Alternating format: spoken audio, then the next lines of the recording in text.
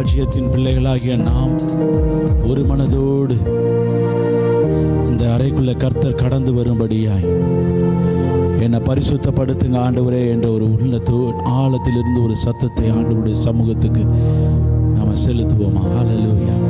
உடைய வாய்களை திறந்து, ஆண்டவரே இதோ உடைய சமூகத்தில் நான் வந்திருக்கிறேன் ஆண்டவரே, என் குடும்பத்தை நான் கூட்டிட்டு வந்திருக்கிறேன் ஆண்டவரே, என் மேலே நீங்கள் அசைவாடும்படியாய், என் குடும்பத்து மேலே நீங்கள் அசைவாடும்படியாய் உங்களுடைய பாதத்தில் நான் ஒப்பு கொடுக்கிறேன் என்று சொல்லி உள்ளத்தின் ஆழத்திலிருந்து என் மேலே நீங்கள் அசைவாடுங்கன்னு ஒப்பு கொடுப்போம். ஹல்லேலூயா. ஓ ரபா ஷலதரந்தனி கடமனதர கபலது. பரிசுத்த ஆவியானவர் எங்களை ஆட்கொள்ளுங்க, எங்களுடைய சுயம் ஆளக்கூடாது, மாம்ச சிந்த ஆளக்கூடாது என்று சொல்லி ஆண்டவருடைய கரத்தில் முழுமையாய் ஒப்பு கொடுப்போமா? இந்த இடம் தேவனுடைய பர்வதமாக இருக்கும், பர்வதத்திலிருந்து கர்த்தரமை ஆசீர்வதிக்கிற இடமாக இருக்கும்படியாய் இந்த இடத்திற்கும் வானத்திற்கும் நேர கர்த்தர் ஒரு திறவை வைக்கும்படியாய் ஆண்டவருடைய சமூகத்தில் ஒப்பு கொடுப்போம்.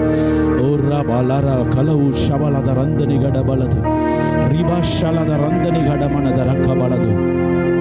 பரிசுத்த ஆவியானவர் எங்களை ஆளுகை செய்யுங்க ஆண்டவரே. அப்பா இதோ அர்ப்பணிக்கிறோம்.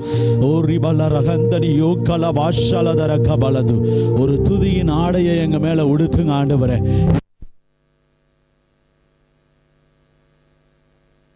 ஆடை உடுத்தப்படும் என்று சொல்லி நாங்கள் ஜெபிக்கிறோம். அப்பா எங்களுடைய நாவுகளை ஆண்டவரும்படியாய் திறந்த ஆண்டவரே அப்பா பலனை கொடுக்கிறதற்காக எமக்கு நன்றி என்று சொல்லுகிறோம் ஆண்டவரே.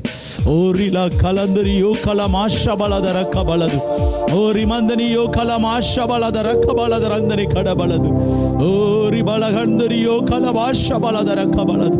அப்பா எங்களை நம்பி ஆண்டவரே உம்மை துதிக்கும்படியா எங்களை நீர் பேர் ஆண்டவரே எங்களை பேர் சொல்லி அழைத்ததற்காக எமக்கு நன்றி என்று சொல்லி உம்முடைய கரத்தில் ஒப்பு கொடுக்கிறோம் ஆண்டவரே.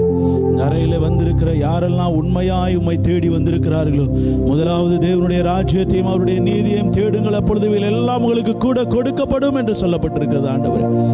கர்த்தரை தேடுகிறவர்களுக்கோ ஒரு நன்மையும் குறைவுபடாது என்று வேதம் சொல்லுகிறது. இன்றைக்கு உம்மை உண்மையாய் தேடி வந்திருக்கிற பிள்ளைகள் மீது கர்த்தர் நீர் அசைவாடும்படியாய் உம்முடைய கரத்தில் ஒப்பு கொடுக்கிறோம். உம்முடைய பலத்த கரம் உம்முடைய பிள்ளைகளை ஆளுகை செய்யும்படியாய், சத்துருக்கள் வெக்கப்பட்டு போகத்தக்கதாக ஆண்டவரே உம்முடைய பிள்ளைகளை எழும்ப பண்ணும்படியாய் உம்முடைய கரத்தில் ஒப்பு கொடுக்கிறோம். இந்த ஆராதனையிலே கர்த்தருடைய நாமத்தை நாங்கள் ஒரு மனதோடு மகிமைப்படுத்த கிருபை கொடுங்க ஆண்டவரே. ஓ ரக்கலா மாஷலத ரக்கபலது. துதிக்கான மகிமையை உமக்கு செலுத்துகிறோம் ஆண்டவரே. இயேசு கிறிஸ்துவின் நாமத்தில் ஜெபிக்கிறோம் ஜீவன் நல்ல தகப்பனே. ஆமென். ஆண்டவர் செய்த நன்மைகளை நினைத்து, அவர் செய்த நன்மைகள் ஆயிரம் ஆயிரம் ஆயிரம் நன்மைகள் உண்டு. அதை நினைத்து ஆண்டவரை உயர்த்தி பாடுவோம். ஆயிரம் ஆயிரம் நன்மைகள் அனுதினம் என்னை சூழ்ந்திட கிருபையும் இரக்கமும் அன்பும் கொண்டீரே. அவர் நல்ல எபினேசராய் நம்முடைய வாழ்க்கையில் இருக்கிறார். அதை உணர்ந்தவர்களாய் நாம் பாடுவோம். ஹல்லேலூயா. ஆயிரம் ஆயிரம் நன்மைகள் அனுதினம் என்னை சூழ்ந்திட கிருபையும் இரக்கமும் அன்பும் கொண்டீரே. ஆயிரம் ஆயிரம் நன்மைகள் அனுதினம் என்னை சூழ்ந்திட கிருபையும் இரக்கமும் அன்பும் கொண்டீரே. நல்ல எபினேசராய் என்னை நடத்தி வந்திரே. நன்றி சொல்ல வார்த்தை இல்லை. நல்ல எபினேசராய் என்னை நடத்தி வந்திரே. நன்றி சொல்ல வார்த்தை இல்லை. ஆயிரம் ஆயிரம் நன்மைகள் அனுதினம் என்னை சூழ்ந்திட கிருபையும் இரக்கமும் அன்பும் கொண்டீரே. ஆயிரம் ஆயிரம் நன்மைகள் அனுதினம் என்னை சூழ்ந்திட கிருபையும் இரக்கமும் அன்பும் கொண்டீரே. காலை மாலை எல்லா வேளையிலும் என்னை நடத்தும் காரங்கள் நான் கண்டே. தேவை பெருகும் போது சிக்கி தவித்திடாது உதவும் காரங்கள் நான் கண்டே. காலை மாலை எல்லா வேளையிலும் என்னை நடத்தும் காரங்கள் நான் கண்டே. தேவை பெருகும் போது சிக்கி தவித்து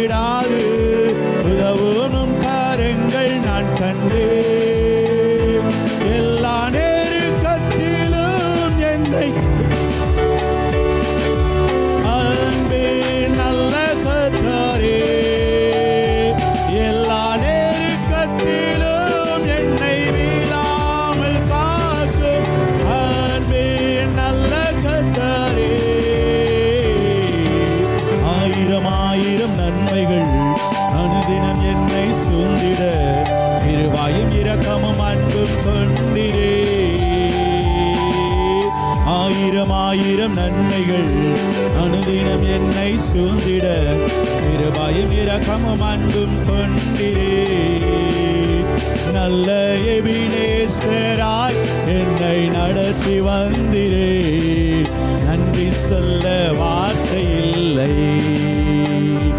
நல்ல எபினேசராய் என்னை நடத்தி வந்திரே, நன்றி சொல்ல வார்த்தை இல்லை. ஆயிரம் ஆயிரம் நன்மைகள் அனுதினம் என்னை சூழ்ந்திட கிருபையும் இரக்கமும் அன்பும் கொண்டிரே. ஆயிரம் ஆயிரம் நன்மைகள் அனுதினம் என்னை சூழ்ந்திட கிருபையும் இரக்கமும் அன்பும் கொண்டிரே. மரண பள்ளத்தாக்கில் நான் நடந்த வேளை மீட்டும் கரங்கள் நான் கண்டே. வாடி நின்ற வேளை மடிந்திடாது என்னை தாங்கும் கரங்கள் நான் கண்டே. மரண பள்ளத்தாக்கில் நான் நடந்த வேளை மீட்கும் கரங்கள் நான் கண்டே. வாடி நின்ற வேளை மடிந்திடாது என்னை தாங்கும் நான் கண்டே. எந்தன் மாறாவின் வாழ்வை மதுரமாய் மாற்று அன்பே நல்ல கர்த்தரே. எந்தன் மாறாவின் வாழ்வை மதுரமாய் மாற்று அன்பே நல்ல கர்த்தரே. ஆயிரம் ஆயிரம் நன்மைகள் அனுதினம் என்னை சூழ்ந்திட கிருபையும் இரக்கமும் அன்பும் கொண்டிரே. ஆயிரம் ஆயிரம் நன்மைகள் அனுதினம் என்னை சூழ்ந்திட கிருபையும் இரக்கமும் அன்பும் கொண்டிரே. நல்ல எபினேசராய் என்னை நடத்தி வந்திரே, நன்றி சொல்ல வார்த்தை இல்லை. நல்ல எபினேசராய் என்னை நடத்தி வந்திரே, நன்றி சொல்ல வார்த்தை இல்லை. ஆயிரம் ஆயிரம் நன்மைகள் அனுதினம் என்னை சூழ்ந்திட கிருபையும் இரக்கமும் அன்பும் கொண்டிரே. ஆயிரம் ஆயிரம் நன்மைகள் அனுதினம் என்னை சூழ்ந்திட கிருபையும் இரக்கமும் அன்பும் கொண்டிரே. நல்ல எபினேசராய் என்னை நடத்தி வந்திரே, நன்றி சொல்ல வார்த்தை இல்லை. நல்ல எபினேசராய் என்னை நடத்தி வந்திரே, நன்றி சொல்ல வார்த்தை இல்லை. எபினேசராய் என்னை நடத்தி வந்திரே, நன்றி சொல்ல வார்த்தை இல்லை. கரங்களை தட்டி ஆண்டவருக்கு நன்றி பலிகளை ஏறெடுப்போமா. ஆண்டவரே, நீர் செய்த எல்லா உபகாரங்களுக்காகவும் ஆண்டவரே, நீர் பாராட்டின கிருபைக்காக உமக்கு நன்றி என்று சொல்லுகிறோம் என்று சொல்லி, ஓ ரிபா கல வாஷபலத ரக்கபலது. எத்தனையோ முறை மரண பள்ளத்தாக்கில் நடக்கும் பொழுதெல்லாம் கர்த்தர் நம்மோடு கூட இருந்து நம்மை பாதுகாத்தார் அல்லவா. அதை நினைத்து ஆண்டவரே, நீர் எங்களை பாதுகாத்த தயவிற்காய், எங்களுக்கு பாராட்டின அந்த மேன்மையான ஸ்தானத்திற்காய் நன்றி என்று சொல்லுகிறோம். ஆண்டவரே, எங்களுக்கு சுக பலன் ஜீவனை கொடுத்ததற்காய் ஆண்டவரே உமக்கு நன்றி நன்றி நன்றி நன்றி என்று சொல்லி, ஓரிபா கலமா ஷபலதரந்தனி கடபலது, ஓரி மந்தலியோ கலமா ஷபலதர கபலதரந்தனி கடபலது. ஓ glory hallelujah ஷபலதர கபலதரந்தனி கடபலது. ஓ உமக்கு துதிக்கிறோம், சோதரிக்கிறோம் ஆண்டவரே. உடைய வாழ்நாள் முழுவதும் ஆண்டவரே நன்றி உள்ளவளா இருக்கும்படி ஆண்டவரே நீர் எங்களை பிரித்திருக்கிறதற்காய் நன்றி சொல்லுகிறோம். உம்மை துதிக்கும்படியான கிருபை கொடுத்ததற்காய் நன்றி என்று சொல்லுகிறோம் ஆண்டவரே. எல்லா வேளைகளிலும் நாங்கள் நெருக்கப்படுகிற வேளையிலும் உம்மை துதிக்கும்படியான கிருபைகளை கொடுத்ததற்காய் உமக்கு ஸ்தோத்திரம், நன்றி நன்றி நன்றி என்று சொல்லி உம்மை துதிக்கிறோம், ஸ்தோத்திரிக்கிறோம் ஆண்டவரே. ஹல்லேலூயா. ஓ ரிபக்கந்தனிவோ கலபூஷபலதரக்கபலது ரிமந்தனியோ கலமூஷபலதரக்கபலது. ஆண்டவரை பார்த்து சொல்லுமா, எந்த காலத்திலும் எந்த நேரத்திலும் நான் உம்மை துதிப்பேன் ஆண்டவரே, எந்த சூழ்நிலையிலும் நான் உம்மை துதிப்பேன் என்று சொல்லி அவரை உயர்த்தி பாடுவோம். ஹல்லேலூயா. எந்த காலத்திலும் எந்த நேரத்திலும் நன்றியால் உம்மை நான் துதிப்பேன். இயேசுவே உம்மை நான் துதிப்பேன் துதிப்பேன், எந்த வேளையிலும் துதிப்பேன். இயேசுவே உம்மை நான் துதிப்பேன் துதிப்பேன், எந்த வேளையிலும் துதிப்பேன். ஆதியும் நீரே அந்தமும் நீரே, ஜோதியும் நீரே என் சொந்தமும் நீரே. ஆதியும் நீரே அந்தமும் நீரே, ஜோதியும் நீரே என் சொந்தமும் நீரே. எந்த காலத்திலும் எந்த நேரத்திலும் நன்றியால் உம்மை நான் துதிப்பேன்.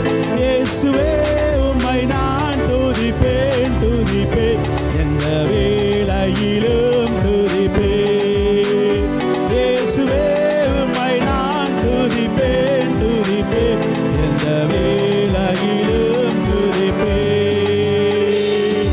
தாய் தந்தை நீரே, தாதியும் நீரே, தாவரம் நீரே, என் தாரகம் நீரே.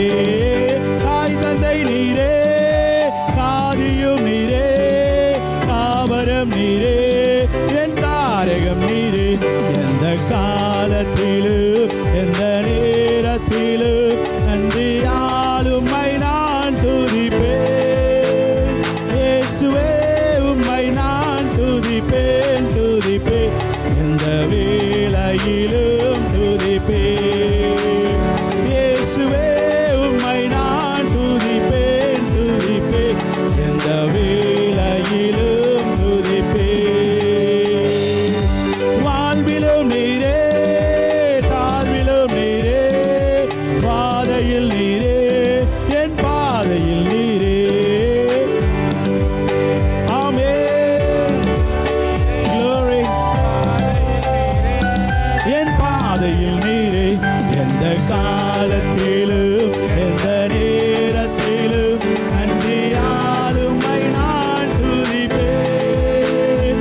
இயேசுவே உம்மை நான் துதிப்பேன் துதிப்பேன், எந்த வேளையிலும் துதிப்பேன். இயேசுவே உம்மை நான் துதிப்பேன் துதிப்பேன், எந்த வேளையிலும் துதிப்பேன். வானிலும் நீரே, பூவிலும் நீரே, ஆழியில் நீரே, என் ஆபத்தில் நீரே.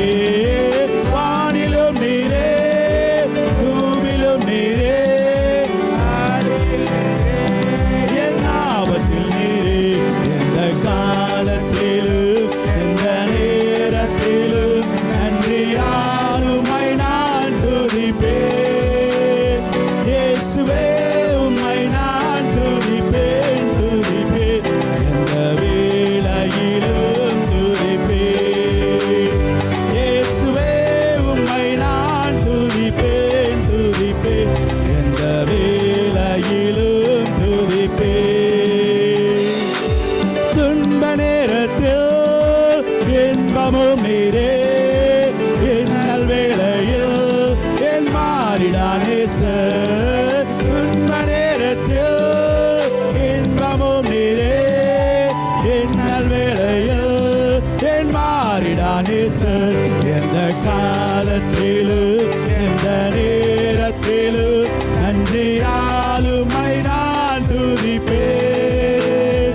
இயேசுவே உம்மை நான் துதிப்பேன் துதிப்பேன், எந்த வேளையிலும் துதிப்பேன். இயேசுவே உம்மை நான் துதிப்பேன் துதிப்பேன், எந்த வேளையிலும் துதிப்பேன். இயேசுவே உம்மை நான் துதிப்பேன் துதிப்பேன், எந்த வேளையிலும் துதிப்பேன். இயேசுவே உம்மை நான் துதிப்பேன் துதிப்பேன், எந்த வேளையிலும் துதிப்பே. கரங்களை தட்டி அந்த நல்ல ஆண்டவருக்கு, எத்தனையோ நன்மைகளை செய்த தேவனுக்கு, ஆண்டவரே இதோ நாங்கள் துதிக்கிறோம், தேவாதி தேவனே உம்மை துதிக்கிறோம் என்று சொல்லி, கர்த்தாதி கர்த்தரே உம்மை துதிக்கிறோம், யெகோவா தேவனே நாங்கள் உம்மை துதிக்கிறோம், இயேசுவே உம்மை நாங்கள் துதிக்கிறோம் ஆண்டவரே என்று சொல்லி, ஓ ரிபா கலபா ஷபலதரந்தரி கடபலது, பரிசுத்த ஆவியானவரே உம்மை நாங்கள் துதிக்கிறோம் ஆண்டவரே. ஓ ரிகலபாந்தரி ஓ கலபா ஷபலதர கபலது, ஓ ரிமாந்தரி ஓ கலபா ஷபலதர கபலது, ஓ ரியாந்துரி மா கலபா ஷபலதர கபலதரந்தரி ஓ கலபரது. ஓ உம்மை துதிக்கிறோம், மகிமைப்படுத்துகிறோம். கரங்களை நல்ல தட்டி ஆண்டவரே உமக்கு நன்றி என்று சொல்லி ஒரு நன்றி இதயத்தோடு ஆண்டவரே சமூகத்தில் ஓரி கலபாஷபலதர கபலது, தடைகளை உடைக்கிறவரே உம்மை துதிக்கிறோம் ஆண்டவரே. யெகோவா தேவனே உம்மை நாங்கள் துதிக்கிறோம், நேற்றும் என்றும் என்றும் மாறாதவரே உம்மை நாங்கள் துதிக்கிறோம் துதிக்கிறோம் துதிக்கிறோம் ஆண்டவரே. ஸ்தோத்திர பலிகளை எடுக்கிறோம் ஆண்டவரே. ஓ ரிபா கலமா ஷபலதர கபலது, ஓ ரிமாந்தலி ஓ கலபாஷபலதர கபலது, ஓ ரிமாந்தலி ஓ கலமாஷபலதர கபலது. எங்களுக்கு போதுமானவராய் இருக்கிறவரே உமக்கு ஸ்தோத்திரம் ஆண்டவரே. எங்களை கைவிடா தேவனே உம்மை துதிக்கிறோம் ஆண்டவரே. ஓ ரிபா லரகபல பாஷபலது, எங்களை வாழாக்காமல் தலையாக்குகிற தேவன் நீர் மட்டுமே என்று சொல்லி உம்மை உயர்த்துகிறோம் ஆண்டவரே. தேவன் நீரே எங்களை உயர்த்த வல்லவும் இல்லவர் என்று சொல்லி உம்மை உயர்த்துகிறோம் உம்மை உயர்த்துகிறோம் உம்மை உயர்த்துகிறோம் ஆண்டவரே. மகிமை பொருந்தினவரே உமக்கு ஸ்தோத்திரம் ஆண்டவரே. ஓ ரல கரமோ ஷபலதர கபலது, பரிசுத்தமுள்ள தேவனை நாம் ஆராதிக்கிறோம். உள்ளத்தின் ஆழத்திலிருந்து பரிசுத்தம் உள்ளவன் இன்னும் பரிசுத்தமாகட்டும் என்று சொல்லி வேதம் சொல்லுகிறது. ஓ ரல கமந்தனி யோ கலபாஷபலது, உள்ளத்தின் ஆழத்திலிருந்து அவரை மகிமைப்படுத்துவோம். ஹல்லேலூயா. பரிசுத்தர் கூட்டம் நடுவில் ஜோலி தேடும் சுத்த ஜோதியே அருவியே வேளையில் ஆடி அனந்தம் மாறியோ அருவியே வேளையில் ஆடி அனந்தம் மாறியோ. மீன் கேட்டால் பாம்பை அருள்வாருண்டோ, பெற்றோருண்டோ, மீன் கேட்டால் பாம்பை அருள்வாருண்டோ, கல் தேன கொடுக்கும் பெற்றோருண்டோ. ஆமென். நாட்பீதானாலும் அருள்வார், பொல்லாதோர் கூட செய்திடார். நாட்பீதானாலும் அருள்வார், பரிசுத்தர் கூட்டம் நடுவில் ஜோலி தேடும் சுத்த ஜோதியே அருவியே வேளையில் ஆடி அனந்தம் மாறியோ அருவியே வேளையில் ஆடி அனந்தம் மாறியோ. சுத்தம் விரும்பும் சுத்த யாவும் போக்குமே, சுத்தம் விரும்பும் சுத்த ஜோதியே திருமா அசுத்தம் யாவும் நீக்குமே. பாவினீச பாவினானையா தேவாயிரக்கம் செய்ய மாட்டீரோ, பாவினீச பாவினானையா தேவாயிரக்கம் செய்ய மாட்டீரோ.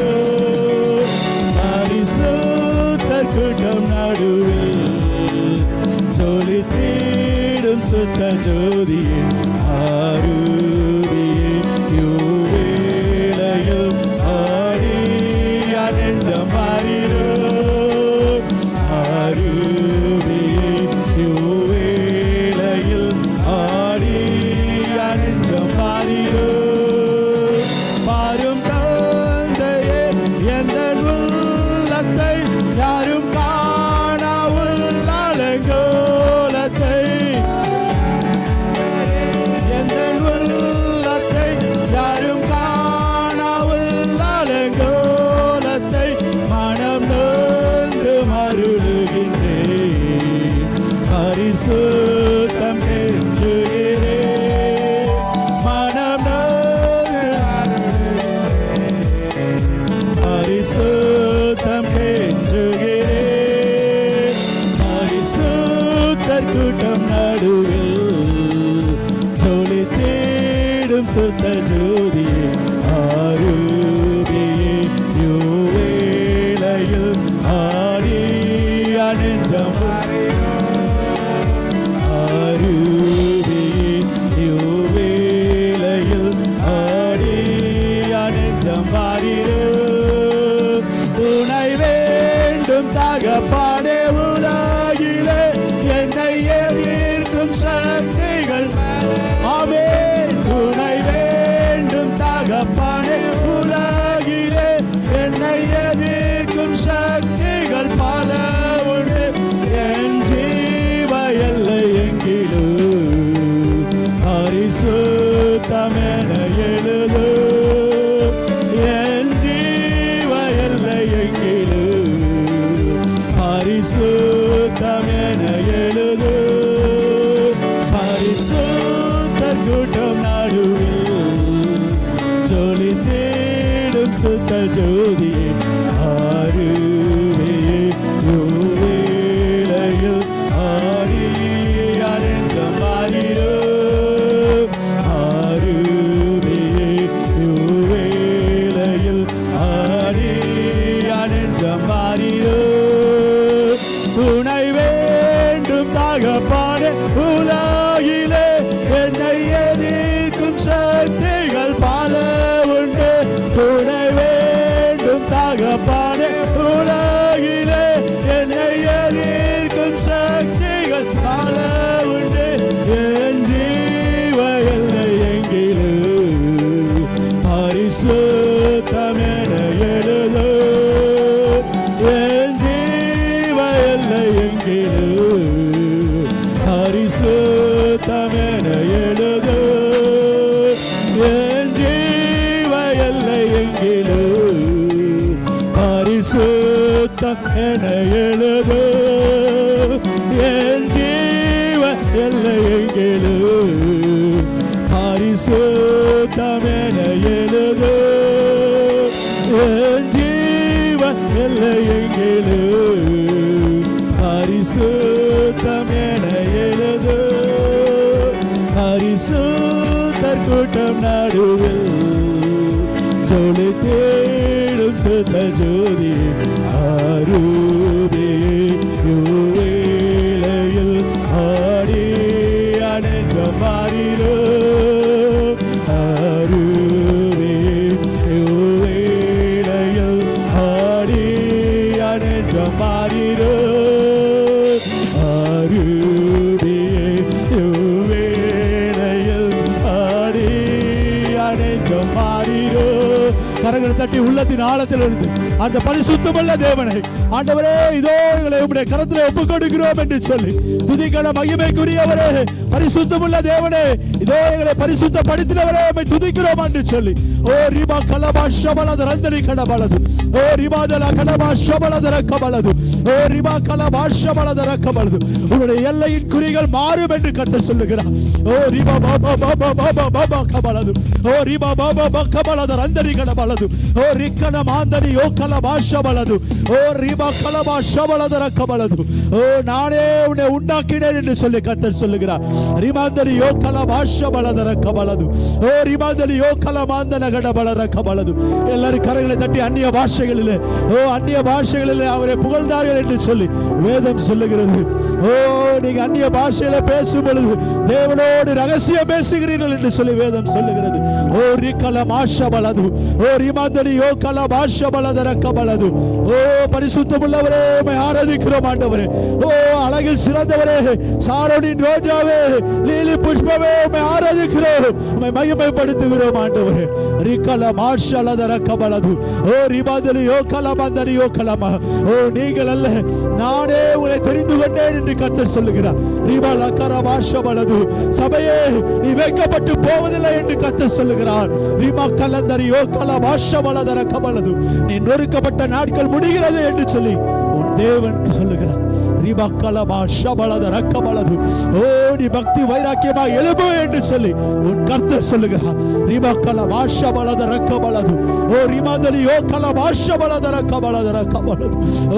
துதிக்கிறோம், மகிமைப்படுத்துகிறோம். ஆண்டவரே நீர் நல்லவர், நாங்கள் ஆராதிக்கிற தேவன் நீர் நல்லவர், கிருபை நிறைந்தவர் என்று சொல்லி உம்மை நாங்கள் உயர்த்துகிறோம். ஆண்டவரே உம்மால கூடாத காரியம் ஒன்றும் இல்ல. ஆண்டவரே உம்மால எல்லாம் ஆகும் என்று சொல்லி உம்மை நாங்கள் உயர்த்துகிறோம். ஆண்டவரே ஓ ரிபக்கல பஷலத ரந்தரி கடபலது, ஓ உம்முடைய பிரசன்னத்திற்காக உமக்கு ஸ்தோத்திரம். ஆண்டவரே ஓ ரிபக்கல பஷலத ரக்கபலது, ஓ ரிபதரி யோகல பஷபலத ரக்கபலது, எங்களுக்கு குறித்ததை நிறைவேற்ற வல்லமை உள்ளவரே உம்மை துதிக்கிறோம். ஆண்டவரே கைவிடாத நேசரே உம்மை துதிக்கிறோம். ஆண்டவரே ஓ நேற்றும் என்றும் என்றும் மாறாதவரே, சகலத்தை படைத்தவரே, சர்வ வல்லமை உள்ளவரே உம்மை துதிக்கிறோம், மகிமைப்படுத்துகிறோம். ஆண்டவரே ஓ ரலகர பஷலத ரக்கபலது, வைராக்கியம் உள்ள தேவனை நாங்கள் ஆராதிக்கிறோம். ஆண்டவரே எங்களுக்காக வைராக்கியம் பாராட்டுகிற தேவன் அவர் சர்வ வல்லவர் என்று சொல்லி உம்மை உயர்த்துகிறோம். ஆண்டவரே ஓ ரகல பஷலத ரந்தனி கடபலது, ஓ ரிமந்தனி யோகல பஷலத ரக்கபலது. ஓ thank you Lord, hallelujah. உம்மை துதிக்கிறோம், மகிமைப்படுத்துகிறோம். ஆண்டவரே உம்மை மகிமைப்படுத்துகிறோம், hallelujah. இதோ கடைசி நாட்களில் மாம்சமாடு ஆபர் மீது என்னுடைய ஆவியை ஊற்றுவேன் என்று சொன்னவர் இதோ இந்த அறையில் யாரெல்லாம் வாஞ்சையாய் இப்பொழுது உம்முடைய சமூகத்தில் என்னை அபிஷேகம் பண்ணும் என்று காத்திருக்கிறார்களோ அவர்கள் மீது அபிஷேகத்தை ஊற்ற வல்லமை உள்ளவர் நீர் மட்டுமே. ஆண்டவர் ஹல்லேலூயா. வாக்குத்தத்தங்கள் எல்லாம் ஆம் என்றும் ஆமென் என்றும் நீர் வைத்திருக்கிறீர். ஓ ரிபா கலபாஷலத ரந்தனி கடமனது, ரிமா கலபாஷலத ரக்கபலது, பின்மாறி என் அபிஷேக மாம்சமான யாவர் மீது அதிகமாய் பொழிந்திடுமே, ஆவியில் நிரப்பிடுமே. பின்மாறி என் அபிஷேக மாம்சமான யாவர் மீது அதிகமாய் பொழிந்திடுமே, ஆவியில் நிரப்பிடுமே. அக்கினியாய் இறங்கிடுமே, அக்கினாவாக அமர்ந்திடுமே, பெருங்காற்றாக வீசிடுமே, ஜீவநதியாக பாய்ந்திடுமே. அக்கினியாய் இறங்கிடுமே, அக்கினாவாக அமர்ந்திடுமே, பெருங்காற்றாக வீசிடுமே, ஜீவநதியாக பாய்ந்திடுமே. எழும்பு பள்ளத்தாக்கிடு ஒரு சேனையை நான் காண்கிறேன், அதிகாரம் தந்திடுமே, தீர்க்க தரிசனம் உரைத்திடவே. எழும்பு பள்ளத்தாக்கிடு ஒரு சேனையை நான் காண்கிறேன், அதிகாரம் தந்திடுமே, தீர்க்க தரிசனம் உரைத்திடவே. அக்கினியாய் அவே அக்னினாவாக அமர்ந்திடுமே, பெருங்காற்றாக வீசிடுமே, ஜீவநதியாக பாய்ந்திடுமே. அக்கினியாய் இறங்கிடுமே,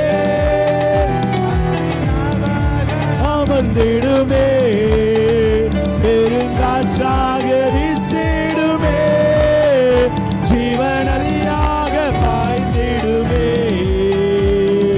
கர்மேல் ஜெப வேளையில் ஒரு கையளவு மேகம் காண்கிறேன், ஆகாவும் நடுங்கிடவே, அக்கி மழையாக பொழிந்திடுமே. ஜப வேளையில் ஒரு கையளவு மேகம் காண்கிறேன், ஆகாவும் நடுங்கிடவே, அக்னி மழையாக பொழிந்திடுமே, அக்கினியாய் இறங்கிடுமே, அமர்ந்திடுமே, பெருங்காற்றாக வீசிடுமே,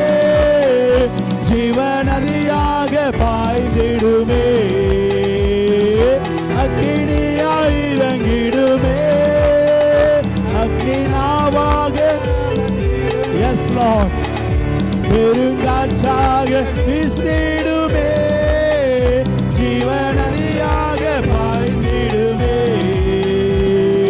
சீனாய் மலையின் மேலே அக்னி ஜுவாலையை நான் காண்கிறேன். இஸ்ரவேலின் தேவனே என்னை அக்கினியாய் மாற்றிடுமே. சீனாய் மலையின் மேலே அக்னி ஜுவாலையை நான் காண்கிறேன். இஸ்ரவேலின் தேவனே என்னை அக்கினியாய் மாற்றிடுமே. அக்கினியாய் இறங்கிடுமே, அமர்ந்திடுமே, பெருங்காற்றாக வீசிடுமே, ஜீவநதியாக பாய்ந்திடுமே. அக்கினியாய் இறங்கிடுமே, அக்கினாவாக அமர்ந்திடுமே. Hallelujah. Oh, riba kalabasha baladara kabaladu. Oh, rimandali kadabalara kabaladu. எல்லாரும் அந்நிய பாஷைகளில் கரங்களை தட்டி அவரை துதிப்போமா? வாய்களை திறந்து அந்நிய பாஷைகளில் மாம்சமான யாவர் மீதும் என்னுடைய ஆவியை ஊற்றுவேன் என்று சொன்ன தேவனுடைய வல்லமை இப்பொழுது உங்க மேல அசைவாடி கொண்டிருக்கிறது. இந்த அறை முழுவதும் தேவனுடைய பிரசனம் இருக்கிறது. உங்களுடைய முகத்தை முறிக்கும்படியாய் தேவனுடைய பிரசனம், ஆவியானுடைய பிரசனம் இந்த அறையை நிரப்பிக் கொண்டிருக்கிறது. ஓ ரிபா பாபா பாபா பாபா கபலது. ஓ ரிபா பாபா பாபா கபலது. அந்தரி கபலது. ஓ ரிபா பாபா பாபா பாபா பாபா கபலது. ஓ ரிக்கல மாஷபலது ரக்கபலது. ஓ ரிமந்தரியோ கலமாந்தன கடபல ரக்கபலது ரக்கபலது. ரிக்கல மாஷபலது ரக்கபலது. ஓ ரிபா பாபா பாபா கபலது ரந்தரி கடபலது. இதோ துதிக்கிறோம், மகிமைப்படுத்துகிறோம் ஆண்டவரே. ஓ துதிகளின் மத்தியில் வாசப்படுகிறவரே, உம்மை துதிக்கிறோம், மகிமைப்படுத்துகிறோம். ஆவியானவரே, உம்மை துதிக்கிறோம் ஆண்டவரே. நீர் பெரியவர், நீர் பெரியவர், நீர் பெரியவர் என்று சொல்லி உம்மை உயர்த்துகிறோம் ஆண்டவரே. ஓ ரிபா பாக்கபல பாஷபல ரந்தரி கடபலது. ரிக்கமாந்தரி யோ கல பாஷபல ரக்கபலது. ஓ ரிபல கடபா ஷபல ரந்தரி கடபலது. ஓ ரிபா லரா பாபா பாபா கபல ரந்தரி கடபல ரக்கபலது. ஓ ரிபா கலபா ஷபல ரந்தரி கடபலது. ஓ உம்மை உயர்த்துகிறோம் ஆண்டவரே, உம்மை துதிக்கிறோம், மகிமைப்படுத்துகிறோம்.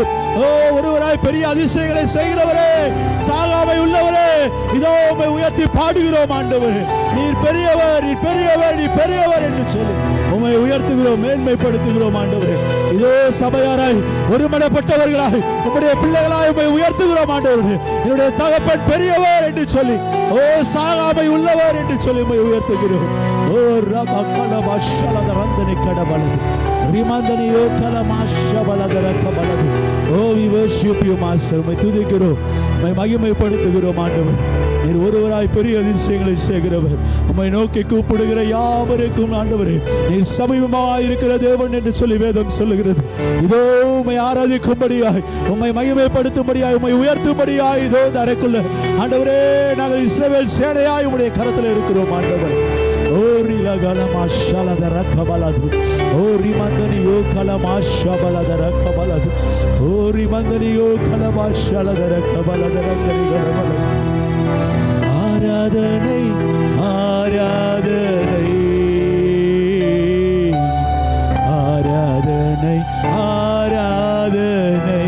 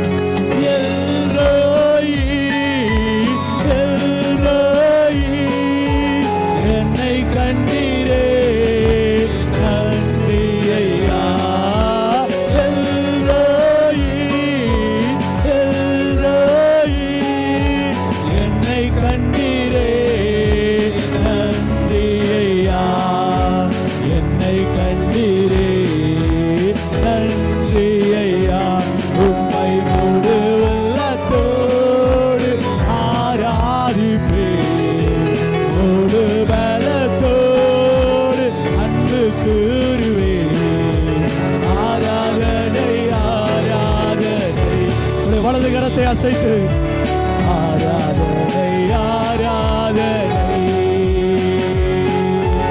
ஆராதனை ஆராதனை ஆராதனை ஆராதனை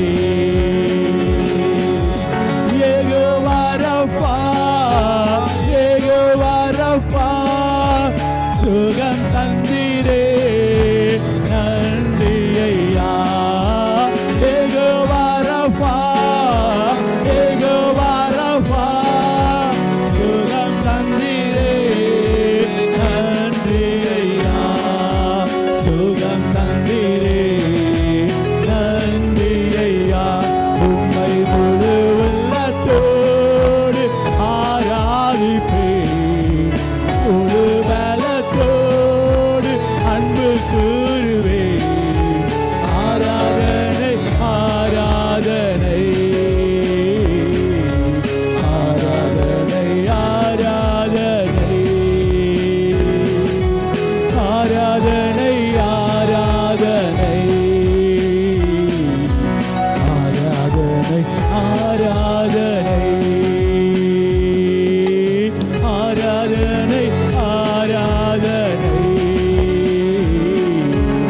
ஆராதனை ஆராதனை ஆமாண்டவரே சேனைகளின் கர்த்தர் நீர் பரிசுத்தர் பரிசுத்தர் பரிசுத்தர் என்று சொல்லி இதோ நாங்கள் உயர்த்துகிறோம். உடைய வாழ்நாளில் எங்களுக்கு எபினேசராய் ஆண்டவரே யெகோவா ராஃபாவாய் இருந்ததற்காக உமக்கு ஸ்தோத்திரம். உடைய பாடுகள் பிரச்சனைகள் போராட்டங்கள் வியாதிகள் எல்லாவற்றையும் நீர் சுமந்து கொண்டு எங்களுக்கு ஆண்டவரே ஆரோக்கியத்தை வரப்பண்ணினதற்காய் ஆண்டவரே உமக்கு நன்றி என்று சொல்லுகிறோம். எங்களுடைய தரித்திரத்தை நீர் சுமந்து கொண்டு ஆண்டவரே உம்முடைய ஐஸ்வர்யத்தினாலே எங்களை முடிசூட்டினீரே உமக்கு நன்றி என்று சொல்லுகிறோம். ஆண்டவரே எங்களுடைய பாவங்களை எல்லாவற்றையும் உம்முடைய சிலுவையிலே ஆண்டவரை நீர் சுமந்து கொண்டு உம்முடைய திரு ரத்தத்தினாலே எங்களை பரிசுத்தப்படுத்தினதற்காய் உமக்கு நன்றி என்று சொல்லி உம்மை தூக்கி ஆண்டவரே உம்மை உயர்த்துகிறோம். ஆண்டவரே உமக்கு நன்றி ஆண்டவரே இம்மட்டில் எங்களை நடத்தின எபினேசரே உமக்கு ஸ்தோத்திரம். ஆண்டவரே இனியும் நீர் நடத்த வல்லமையுள்ளவர். எங்களை தாழ்த்துகிறோம் ஆண்டவரே. தடரை மட்டும் தாழ்த்தி எங்களால் ஒன்றும் அல்ல நாங்கள் மண்ணான மனிதர்கள் என்பதை அறிந்தவர்களாய் உணர்ந்தவர்களாய் உடைய சமூகத்தில் நாங்கள் ஒப்புக் கொடுக்கிறோம்.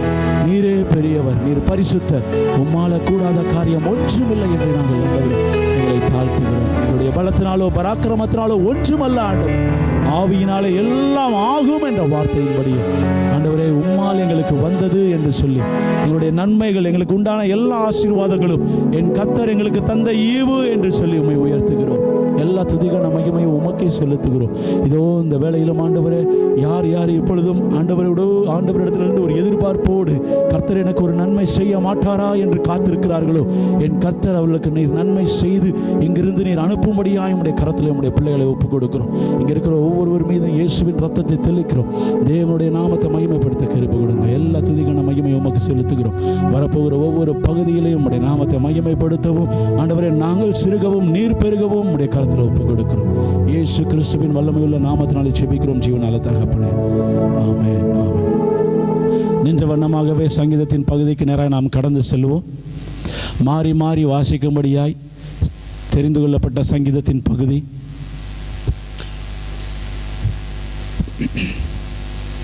சங்கீதம் 5வது அதிகாரம். மகன் அவுசிக்கு வந்து அதை நடத்தும்படியாக கேட்டுக்கொள்கிறேன். சங்கீதம் 5:1-12 கர்த்தாவே என் வார்த்தைகளுக்கு செவிகொடும், என் நியாயத்தை கவனியும்.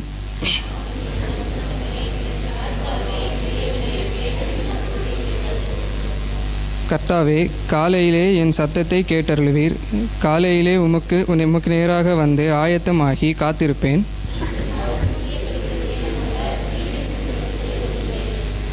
வீம்புக்காரர் உம்முடைய கண்களுக்கு முன்பாக நிலை நிற்க மாட்டார்கள். அக்கிரமக்காரர் யாவரையும் வெறுக்கிறீர்.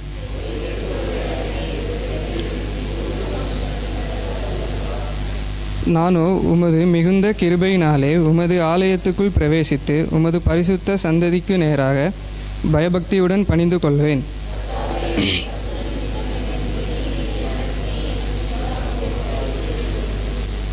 அவர்கள் வாயில் உண்மை இல்லை, அவர்கள் உள்ளம் கேடுபாடுள்ளது. அவர்கள் தொண்டை திறக்கப்பட்ட பிரேதக்குழி, தங்கள் நாவினால் எச்சகம் பேசுகிறார்கள்.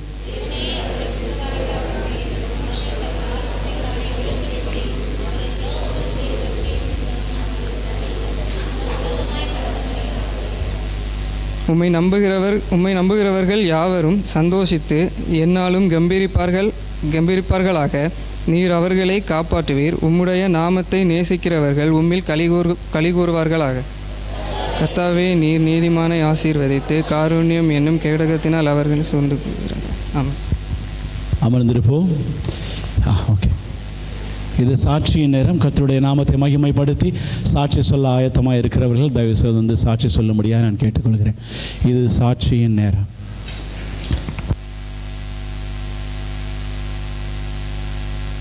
பிள்ளைகள் வந்து மெமரி வேர்சஸ் சொல்லுவாங்க.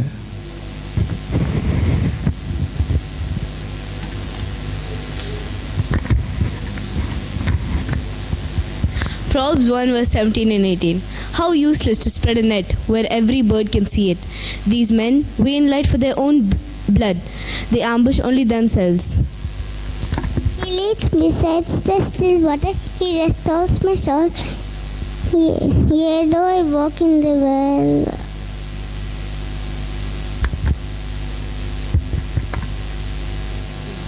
Fear of the Lord is the beginning of truth.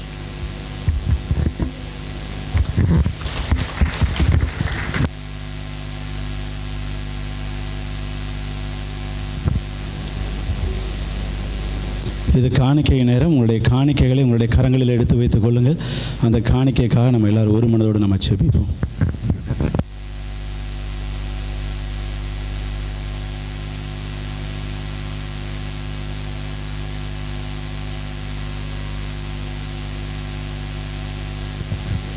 பரலோக பிதாவே, இந்த வேளையிலும் ஆண்டவரே, நீர் எங்களுக்கு கொடுத்ததிலிருந்து ஒரு சிறிய பகுதியை மனமுவந்து ஆண்டவரே உமக்காக கொண்டு வந்திருக்கிற ஒவ்வொரு கரங்களையும் நீர் ஆசீர்வதிக்கும்படியாக உம்முடைய கரத்தில் ஒப்பு கொடுக்கிறோம்.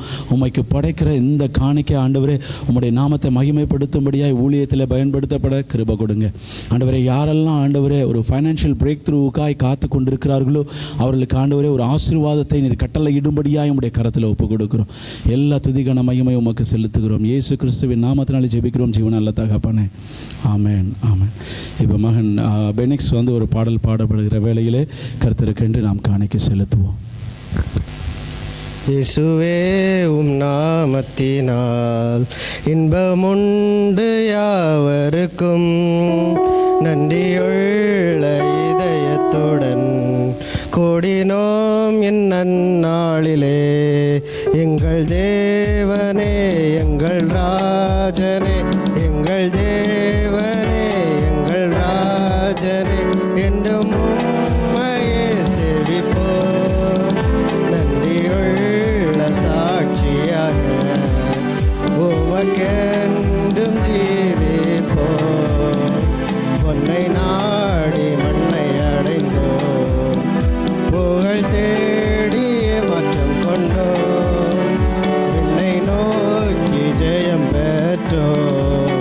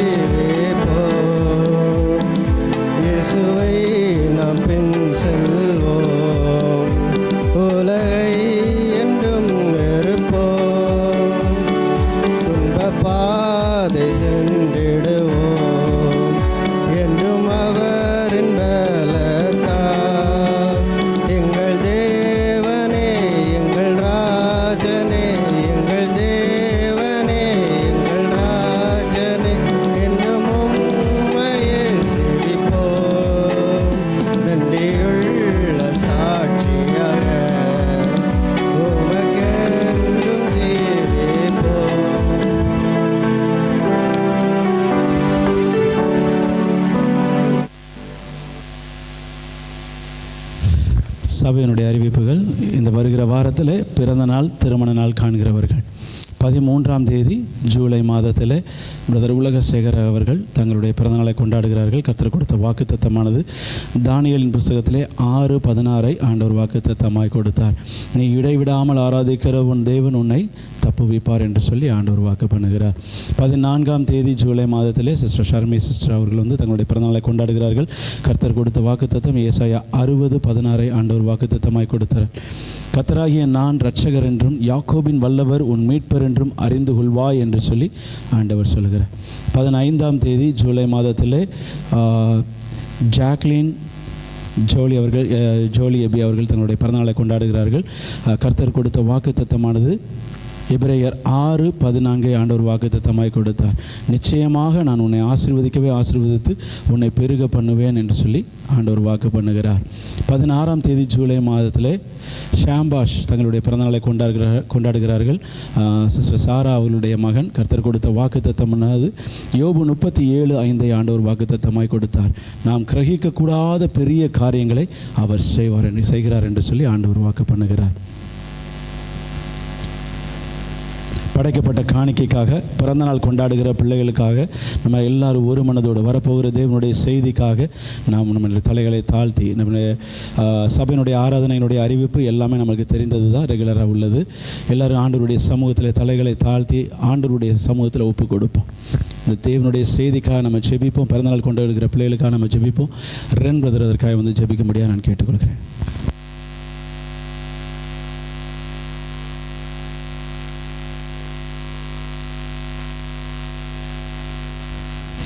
ஹல்லேலூயா. ஸ்தோத்திரப்பா, நன்றியோடு துதிக்கிறேன், ஸ்தோத்திரிக்கிறேன் ராஜா. அன்பினவனே, நன்றியோடு துதிக்கிறேன், ஸ்தோத்திரிக்கிறேன் ராஜா. சந்தோஷமான இந்த மாலை நேரத்தில் இசப்பா நாங்கள் இசப்பா சபையார இந்த இடத்துல இசப்பா ஆராதிக்க செய்த கிருபைக்கு நன்றி செலுத்துறேன் ராஜா. நன்றியோடு துதிக்கிறேன் ராஜா. இதுவரைக்கும் நீர் இசப்பா வழிநடத்தி வந்தீங்க ராஜா. இசப்பா நன்றியோடு துதிக்கிறேன் ராஜா. நன்றி ராஜா. இசப்பா சோதரம்பா இப்போதும் இசப்பா சோதரம்பா சிறிய பிள்ளைங்களை சொன்ன வசனத்துக்காக நன்றி ராஜா. இசப்பா பிள்ளைங்களை ஆசீர்வாதங்க ராஜா. இசப்பா பிள்ளைகளை பாதுகாத்துக் கொள்ளுங்க ராஜா. நன்றியோடு துதிக்கிறேன் ராஜா. இசப்பா சோதரம்பா இந்த வாரத்தில் இசப்பா அந்த பிறந்தநாள் காணுகிற இசப்பா எல்லா பிள்ளைகளுக்காக வருகிறேன் ராஜா. இசப்பா பிள்ளைகளையும் பாதுகாத்துக் கொள்ளுங்க ராஜா. இசப்பா அவங்களை நீர் கொடுத்த இசப்பா ஒரு இயற்காக நன்றி செலுத்துகிறேன் ராஜா. இசப்பா அவங்களுக்கு கொடுக்க வாக்குத்தத்தின்படி இசப்பா அவங்களை நீர் ஆசீர்வதிக்க வேணுமா ஜெபிக்கிறேன் ராஜா. நன்றியோடு துதிக்கிறேன் ராஜா. இசப்பா படைக்கப்பட்ட காணிக்கைக்காக வருகிறேன் ராஜா. இசப்பா நன்றி ராஜா. இசப்பா நீர் எங்களை தந்ததுலேருந்து இசப்பா நாங்களும் இசப்பா அதை இசப்பாவுக்கு படைத்திருக்கிறோம் ராஜா. இசப்பா நீர் அங்கீகரிங்க ராஜா. காணிக்கையெல்லாம் ஊழியத்தில் பயன்பட உதவி செய்யுங்க ராஜா. நன்றியோடு துதிக்கிறேன் ராஜா. இன்னும் மன்னாவுக்காக காத்திருக்கிறேன் ராஜா. இந்த வாரத்தை மன்னாவுக்காக காத்திருக்கிறேன் ராஜா. அதை ஆசீர்வாதங்க ராஜா. எங்களை தேவையான மன்னவை கட்டளிடுங்க ராஜா. வார்த்தையால் நீர் நிரப்பி அனுப்ப வேணுமா ஜபிக்கிறேன் ராஜா. மீதான நேரம் முழுதும் கூட வழி நடத்துங்க ராஜா. முடக்கத்திலே தாழ்த்து திறமை பொழுது நல்ல பிதாவே, ஆமீன். ஹல்லேலூயா, ஆமீன். கர்த்தர் நல்லவர். இன்றைக்கி கர்த்தர் கொடுத்த வாக்குத்தத்தமானது 1 கொரிந்தியர் 10வது அதிகாரத்தில் 13வது வசனம். 1 கொரிந்தியர் 10:13.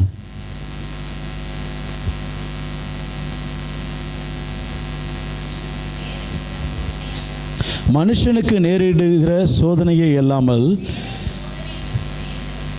வேறே சோதனை உங்களுக்கு நேரிடவில்லை. தேவன் உண்மையுள்ளவராய் இருக்கிறார். உங்கள் திராணிக்கு மேலாக நீங்கள் சோதிக்கப்படுகிறதற்கு அவர் இடம் கொடாமலும் சோதனையை தாங்கத்தக்கதாகவும் சோதனையோடு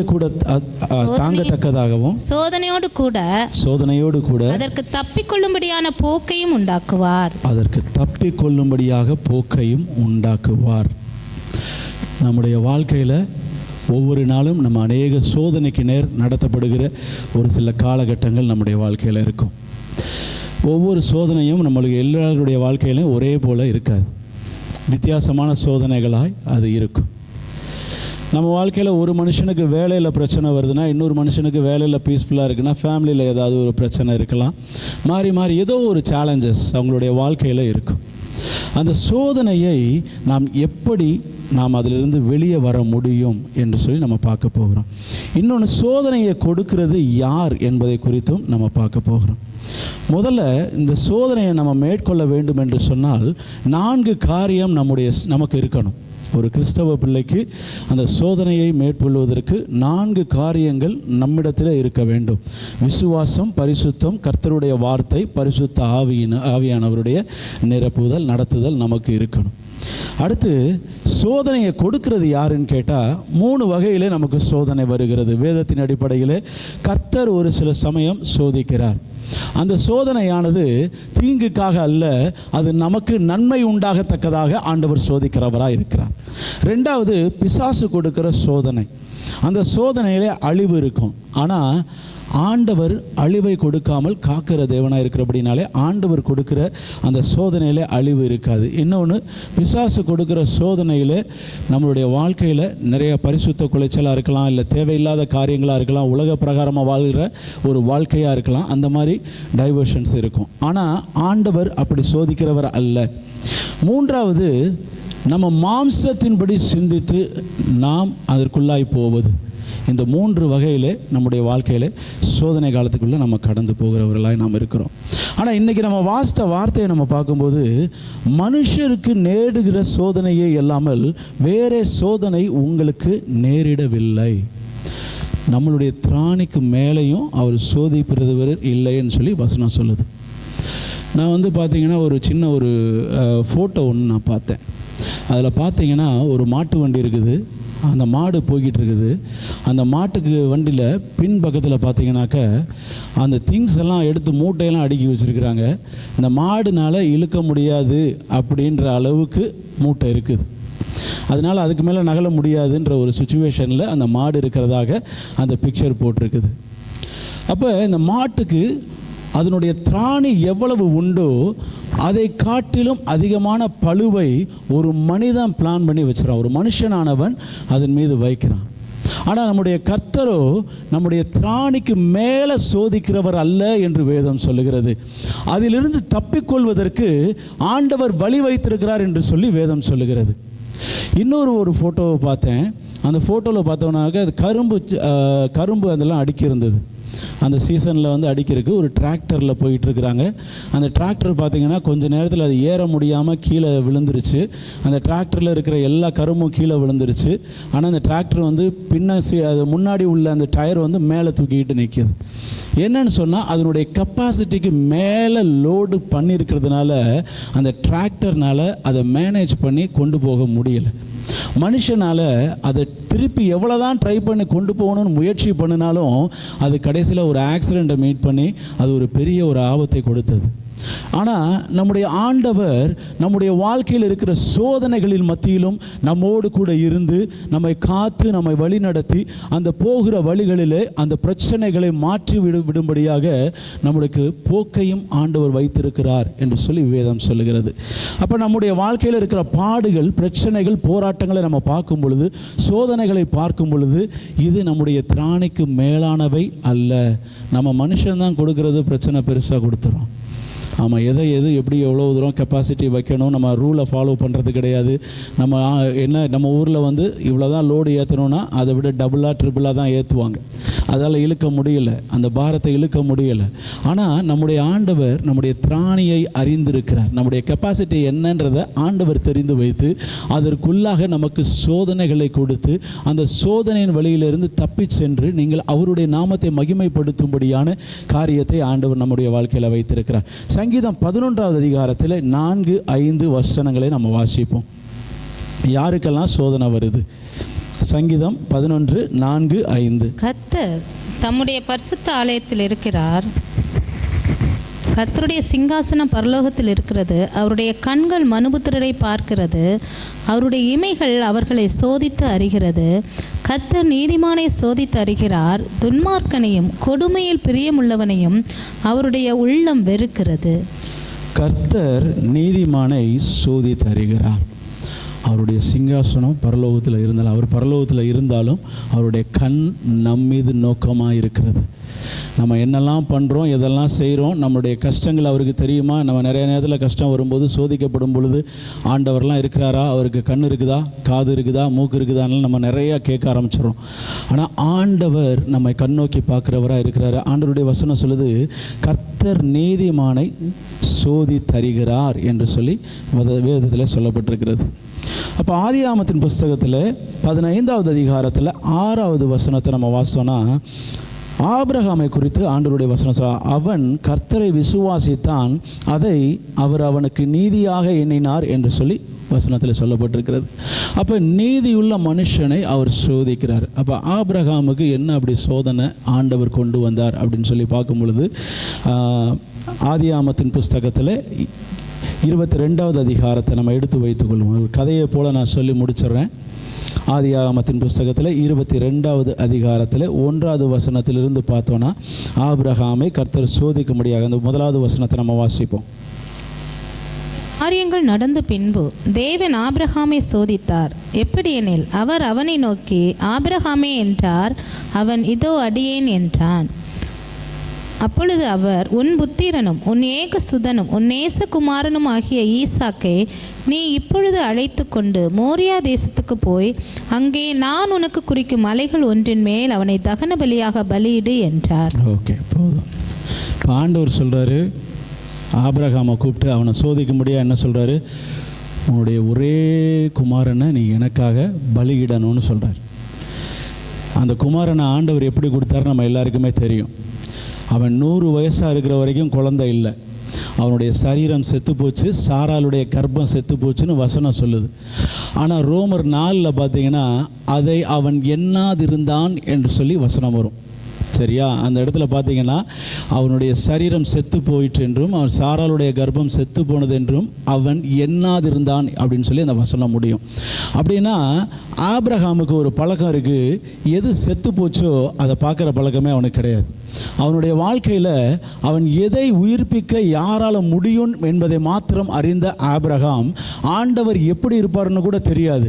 ஆனால் அதை ஆண்டவர் சொன்ன வார்த்தையை அவன் நம்பினபடியினாலே அந்த வார்த்தையை மட்டும் பிடிச்சிக்கிட்டான். செத்து போனதை அவன் விட்டுட்டான். நம்ம நிறைய பேர் செத்து போனதை தான் கையில் வச்சுருப்போம். ஐயையோ இப்படி நடந்து போச்சே, நான் என்ன செய்ய போகிறேன்னே எனக்கு தெரியல, இந்த சூழ்நிலையிலேருந்து நான் எப்படி வெளியில் வரப்போகிறேனே தெரியல, ஏன் ஆண்டவர் எனக்கு மட்டும் இந்த பிரச்சனையை கொண்டு வந்து கொடுக்குறாருன்னு நம்ம செத்து போனதையே பிடிச்சி வச்சுருப்போம். ஆனால் ஆபிரகாமிட்ட இருந்த ஒரு குணம், அவன் செத்து போனதை தூக்கி போட்டுட்டு அதை எண்ணாதிருந்தான் என்று வசனம் சொல்லுகிறது. அவர் கொடுத்த வாக்குத்தத்தத்தை மாத்திரம் அவன் வைத்து கொண்டபடினாலே கர்த்தர் அவன் என்ன சொன்னாரோ அதை எல்லாவற்றையும் அவனுக்கு வாழ்க்கையில் நிறைவேற்றினார். இவன் ஈசாக்கு பார்த்தீங்கன்னா வாக்குத்தத்தத்தின் பிள்ளை. அவனுக்கு ஆண்டவர் செய்வேன் கொடுப்பேன்னு சொன்ன பிள்ளை. அந்த பிள்ளைய இப்போ ஆண்டவர் நீ எனக்காக பலியிடு அப்படின்னு சொல்கிறார். இப்போ ஆபிரகாமுக்கு அதை குறித்து ஒன்றுமே அவன் யோசிக்கலை. நம்மளாம் ஒரு பிள்ளை ஒரு ஆசீர்வாதம் வந்துச்சுன்னா அதை எல்லாத்தையும் கொடுன்னு சொன்னால் நம்ம யோசிப்போம். அவன் ஒரு பெரிய ஐஸ்வர்யவான் வரான், சின்ன வயசுலேருந்து நான் உபவாசம் பண்ணுறேன், நான் உமக்காக ஊழியம் பண்ணுறேன், கட்டளைகளெல்லாம் கைப்பற்றி கொண்டேன் அப்படிலாம் சொல்லும்போது ஆண்டவர் சொல்கிறாரு, உன்கிட்ட இருக்கிற எல்லாத்தையும் தரித்திரர்களுக்கு கொடுனாரு. அவனால் கொடுக்க மனசு வரல. இப்போ ஆபிரகாம்கிட்ட அதை எதிர்பார்க்குறார், நீ போ உன் மகனை எனக்காக நீ பலியிடு. இப்போ இந்த சோதனையை எடுத்துக்கொண்ட ஆபிரகாமை உண்மையாகவே அவன் பலியிடும்படியாய் அவன் கிளம்பி போகிறான். மோரியா மலைக்கு அவன் போகிறான்.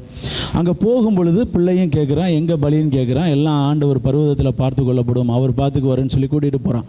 கூட்டிகிட்டு போனவுடனே அங்கே பிள்ளைய கையை கட்டி எல்லாம் விறகெல்லாம் அடுக்கிற வரைக்கும் ஹெல்ப் பண்ணிக்கிட்டு இருக்கிறான்.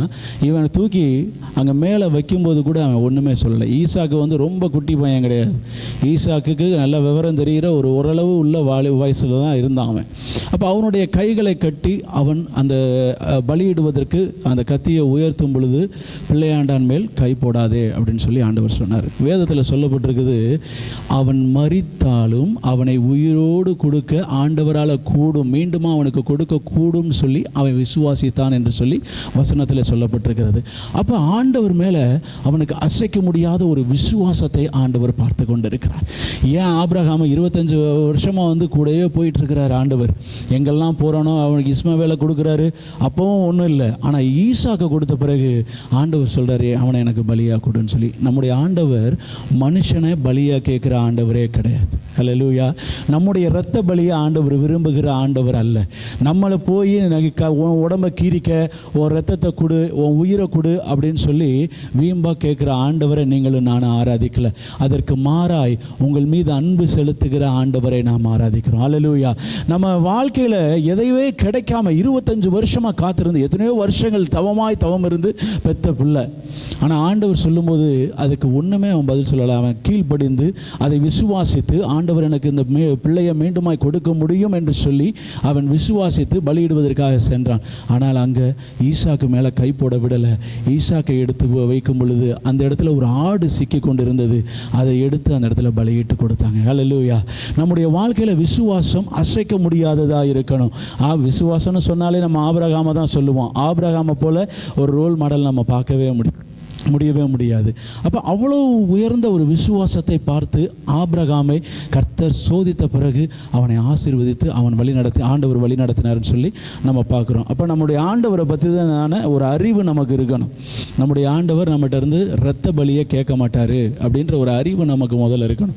நிறைய பேர் பிள்ளையை பலி கொடுக்கணும்னு சொல்லி தெய்வம் கேட்குதுன்னு சொல்லி மூட நம்பிக்கையில் நிறைய பிள்ளைகள் இருக்காங்க. நம்ம தேசத்துலையும் இருக்காங்க, இன்னும் அநேகர் எல்லா இடங்கள்லையும் இருக்கிறவங்க இருக்கிறாங்க. ஆப்பிரிக்கா இருக்கலாம், இந்தியாவாக இருக்கலாம், வாட் எவர் இட் இஸ், நிறைய பேர் இருக்கிறாங்க. நம்முடைய ஆண்டவரை குறித்ததான ஒரு தெளிவான கண்ணோட்டம் அந்த விசுவாசத்தின் மூலியமாய் வருகிறது. அப்போ இவ்வளவு தூரம் விசுவாசித்த ஆபிரகாமை ஆண்டவர் கைவிடாத தேவனாய் அவர் கொடுத்த வாக்குத்தத்தத்தின் பிள்ளையை மீண்டுமாய் அவனுக்கு கொடுத்து அந்த மலையின் மீது இறங்கி வீட்டுக்கு வரும்படியாய் ஆண்டவர் செய்தார் என்று சொல்லி வேதத்தில் நம்ம பார்க்குறோம். அவனுக்கு அந்த விசுவாசம் அந்த சோதனையிலிருந்து வெளியே வருவதற்கு அவனுக்கு போதுமானதாக இருந்தது. யாக்கோபு 1வது அதிகாரத்தில் எடுத்து வைத்துக் கொள்ளுவான். அதில் 1, 2, 3 வசனங்கள். யாக்கோபு 2, 3 வசனங்கள். என் சகோதரரே, நீங்கள் பலவிதமான சோதனைகளில் அகப்படும் போது உங்கள் விசுவாசத்தின் பரீட்சையானது பொறுமையை உண்டாக்கும் என்று அறிந்து அதை மிகுந்த சந்தோஷமாக எண்ணுங்கள். நீங்கள் ஒன்றிலும் குறைவுள்ளவர்களாய் இராமல் பூரணராயும் நிறைவுள்ளவர்களாயும் இருக்கும்படி பொறுமையானது பூரண கிரியை செய்ய கடவது. ஓகே, அந்த 2வது வசனத்தில் உங்கள் விசுவாசத்தில் பரீட்சையானது பொறுமையை உண்டாக்கும் என்று அறிந்து அதை மிகுந்த சந்தோஷமாக எண்ணுங்கள். அப்போ ஆண்டவர் கொடுக்குற அந்த சோதனை நம்ம ட்ரெயின் பண்ண ஆரம்பிக்குது. நம்மளை ஒவ்வொரு இடத்துலையும் ட்ரெயின் பண்ணுது. ஏன் ஆண்டவர் நமக்கு சோதிக்கணும்? ஒரு பிள்ளை வந்து பார்த்திங்கனாக்க ஒரு கிளாஸில் படிக்கும்போது அந்த 1 வருஷம் பாடம் சொல்லி கொடுக்குறாங்க. அந்த 1 வருஷம் சொல்லி கொடுத்த பாடத்தையும் டீச்சர்லாம் உசுரை கொடுத்து எடுத்துருப்பாங்க. சரியா? நிறைய பேர்லாம் வந்து பார்த்திங்கனாக்க அவ்வளோ சொல்லி கொடுத்தாலுமே மண்டையில் கொஞ்சம் தான் ஏறும். ஒரு சிலருக்கு புரியவும் புரியாது. அந்த மாதிரிலாம் பிள்ளைகளை நம்ம பார்க்க முடியும். அப்போ அந்த பிள்ளை வந்து அந்த 1 வருஷம் படித்த அத்தனையும் சரியாய் படித்திருக்கிறதா அப்படின்னு பார்க்குறதுக்கு தான் ஒரு எக்ஸாமினேஷன் வைக்கிறாங்க, அந்த பரீட்சை வைக்கிறாங்க. அப்போ அதுபோல் நம்முடைய வாழ்க்கையில் விசுவாச ஓட்டத்தில் ஆண்டவரை எவ்வளவாய் நாம் புரிந்து கொண்டோம், எவ்வளவாய் ஆண்டவர் மீது விசுவாசம் வைத்திருக்கிறோம், ஆண்டவர் மீது எவ்வளவு பயபக்தி வைத்திருக்கிறோம், அவர் மீது எவ்வளவு வைராக்கியம் உள்ளவர்களாக இருக்கிறோம் என்று காணும்படியாய் ஆண்டவர் ஒரு சில நேரங்களில் இந்த சோதனைகளில் ஆண்டவர் ஈடுபடுகிறவராக இருக்கிறார். அதே போல் அதே அதிகாரத்தில் 12வது வசனத்தை வாசனா, சோதனையை சகிக்கிற மனுஷன் பாக்கியவான் என்று சொல்லி கர்த்தருடைய வசனத்தில் சொல்லப்பட்டிருக்கிறது. அவன் உத்தமன் என்று விளங்கின பின்பு கர்த்தர் தம்மிடத்தில் அன்பு கூறுகிறவர்களுக்கு வாக்குத்தத்தம் பண்ணின ஜீவ கிரீடத்தை பெறுவான் என்று சொல்லி கர்த்தருடைய வசனத்தில் அப்போ சொல்லப்படும். அப்போ சோதனையை சகிக்கிற மனுஷன் பாக்கியவான். அப்போ கர்த்தர் கொடுக்குற சோதனையை நீங்கள் சகித்து அதன் வழியாக நீங்கள் கடந்து போகும் பொழுது நீங்கள் பாக்கியவானாய் பாக்கியவதியாக இருக்கிறீர்கள். அது மாத்திரம் இல்லை, அவர் ஜீவ கிரீடத்தை, அவர் வாக்கு பண்ணின அந்த ஜீவ கிரீடத்தை அவரிடத்திலிருந்து நீங்கள் பெற்றுக்கொள்வீர்கள் என்று சொல்லி கர்த்தருடைய வசனத்தில் சொல்லு. 13 பார்த்தீங்கன்னா, சோதிக்கப்படுகிற எவனும் நான் தேவனால் சோதிக்கப்படுகிறேன் என்று சொல்லாதிருப்பானாக. அப்போ எல்லா சோதனையும் அவரிடத்திலிருந்து வருவது இல்லை. சோதனைக்குள்ளே போகிற எல்லாருமே கர்த்தர் தான் என்னை சோதிக்கிறாரு, அவர் தான் என்னை கஷ்டப்படுத்துகிறாருன்னு நீங்கள் நினைக்கக்கூடாது. ஏன் அதை ஆண்டவர் சொல்கிறாருன்னா, தேவன் பொல்லாங்கினால் சோதிக்கப்படுகிறவர் அல்ல, ஒருவனையும் அவர் சோதிக்கிறவரும் அல்ல, அவனவன் தன் சுய இச்சையினாலே இழுக்கப்பட்டு சிக்குண்டு சோதிக்கப்படுகிறான் அப்படின்னு சொல்லி கர்த்தருடைய வசனத்தில் சொல்லப்பட்டுகிறது. அடுத்து சுய இச்சையினாலே, நம்முடைய மாம்ச சிந்தையினாலே நாம் சோதிக்கப்படுகிறோம் என்று சொல்லி வசனத்தில் நம்ம பார்க்குறோம். அப்போ ஆண்டவர் நம்மை சோதிக்கும் பொழுது அதிலிருந்து தப்பிக்கொள்வதற்கு அவர் வழி வைத்திருக்கிறார். இங்கே மனுஷனுடைய சுயத்தினாலே வருகிற சோதனைகளை குறித்து ஆண்டவர் சொல்கிறார்.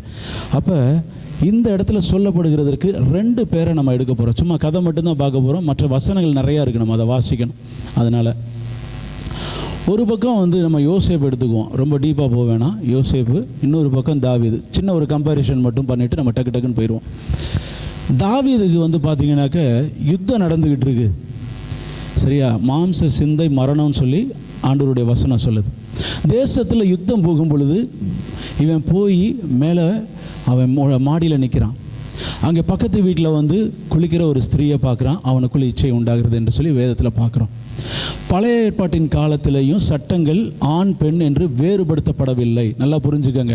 இந்த காலத்தில் எப்படி சட்டங்கள் எல்லாருக்கும் ஒன்றாக இருக்கிறதோ அதே போல் பழைய ஏற்பாட்டின் காலத்திலும் எல்லாருக்கும் ஒரே சட்டமாக தான் ஆண்டவர் வைத்திருந்தார். பிறருடைய மனைவியை இச்சியாதிருப்பாயாக, பிறருடைய பொருளை இச்சியாதிருப்பாயாக, கொலை செய்யாதிருப்பாயாக, பொய் சாட்சி சொல்லாதிருப்பாயாக, எல்லாருக்குமே அது இருந்தது.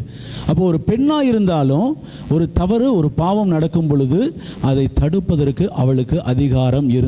வேதத்தின் அடிப்படையில் நான் சொல்கிறேன். ஒரு பெண்ணானவள் எப்பேற்பட்ட ராஜாவாக இருந்தாலும் அதை தடுப்பதற்கு அவளுக்கு அதிகாரம் உண்டு. ஏன்னா மரணத்தை கூட நம்ம ஏற்றுக்கலாம், ஆனால் பரிசுத்த குலைச்சலை ஆண்டவர் ஏற்றுக்கிடவே மாட்டார். ஏன்னா நம்ம உசுரை காட்டிலும் பரிசுத்தம் ரொம்ப முக்கியம். அப்போ ஆண்டவர் இந்த இடத்துல பார்த்தீங்கன்னாக்க தன்னுடைய சுய இச்சையினாலே அவன் பாவத்தில் விழுகிறான் அப்படின்னு சொல்லி வேதத்தில் நம்ம பார்க்குறோம். அது எங்கே வரும்னாக்கா 2 சாமுவேல் 11ஆவது அதிகாரத்தில் நீங்கள் மெதுவாக போய் பார்த்துக்கிடுங்க. அடுத்து யோசேப்பை நம்ம எடுத்தோன்னா இதே போல் அவனுக்கு ஒரு சூழ்நிலை வருகிறது. அவன் ஒரு எகிப்தியனுடைய வீட்டில் ஒரு வேலை பார்த்துக்கிட்டு இருக்கான், ஒரு அடிமையாக இருந்து வேலை பார்த்துக்கிட்டு இருக்கிறான். அந்த வீட்டில் இருக்கிற எஜமாட்டி ஒரு தப்பான எண்ணத்தில் அவனுக்கு மேலே கண் போடும் பொழுது அவன் சொல்கிறான், நான் தேவனுக்கு விரோதமாய் பாவம் செய்வது எப்படி அப்படின்னு சொல்லிட்டு அவள் அனுதினமும் தொந்தரவு பண்ணும்போது அவள் ட்ரெஸ்ஸு கூட எனக்கு இல்லை, வேணாப்பா அப்படின்னு சொல்லிட்டு தூக்கி போட்டு ஓடுற அளவுக்கு அவன் ஓடிட்டான். பரிசுத்தத்தை காத்து கொண்டான். நம்மளுக்கு ஆண்டவருக்கு பிரயோஜனமாக இருக்கணும்னா, சோதனையை சகிக்கணும்னா, அவன் பார்த்த ப்ரெஷர் மாதிரி இங்கே யாருமே பார்த்துருக்க மாட்டோம். அவனை கொண்டு போய் பொய் சாட்சி சொல்கிறாங்க, அடிமையாக சொந்த சகோதரர்களை அடிமையாக விற்கிறாங்க, அவனை பொய் சொல்லி சிறைச்சாலையில் போடுறாங்க. அவன் படுற கஷ்டம், அநேக கஷ்டங்களை பார்த்துருக்கிறான். அவன் நல்லா இருக்க வேண்டிய ஒரு ஆள், அப்பாவுக்கு ரொம்ப பிடிச்சமான பிள்ளை, அவருக்கு பிடித்தமான மனைவியினிடத்தில் பிறந்தவன், மூத்த பையன், அவனுக்கு அந்த ஸ்திரீக்கு பிறந்த மூத்த பையன். அப்போ அவன் மேலே அவ்வளோ பலவர்ண ஆடை அவனுக்கு பிரியமாக கொடுக்குறாரு, அவ்வளோ ஆசையாக வச்சுருந்தாரு.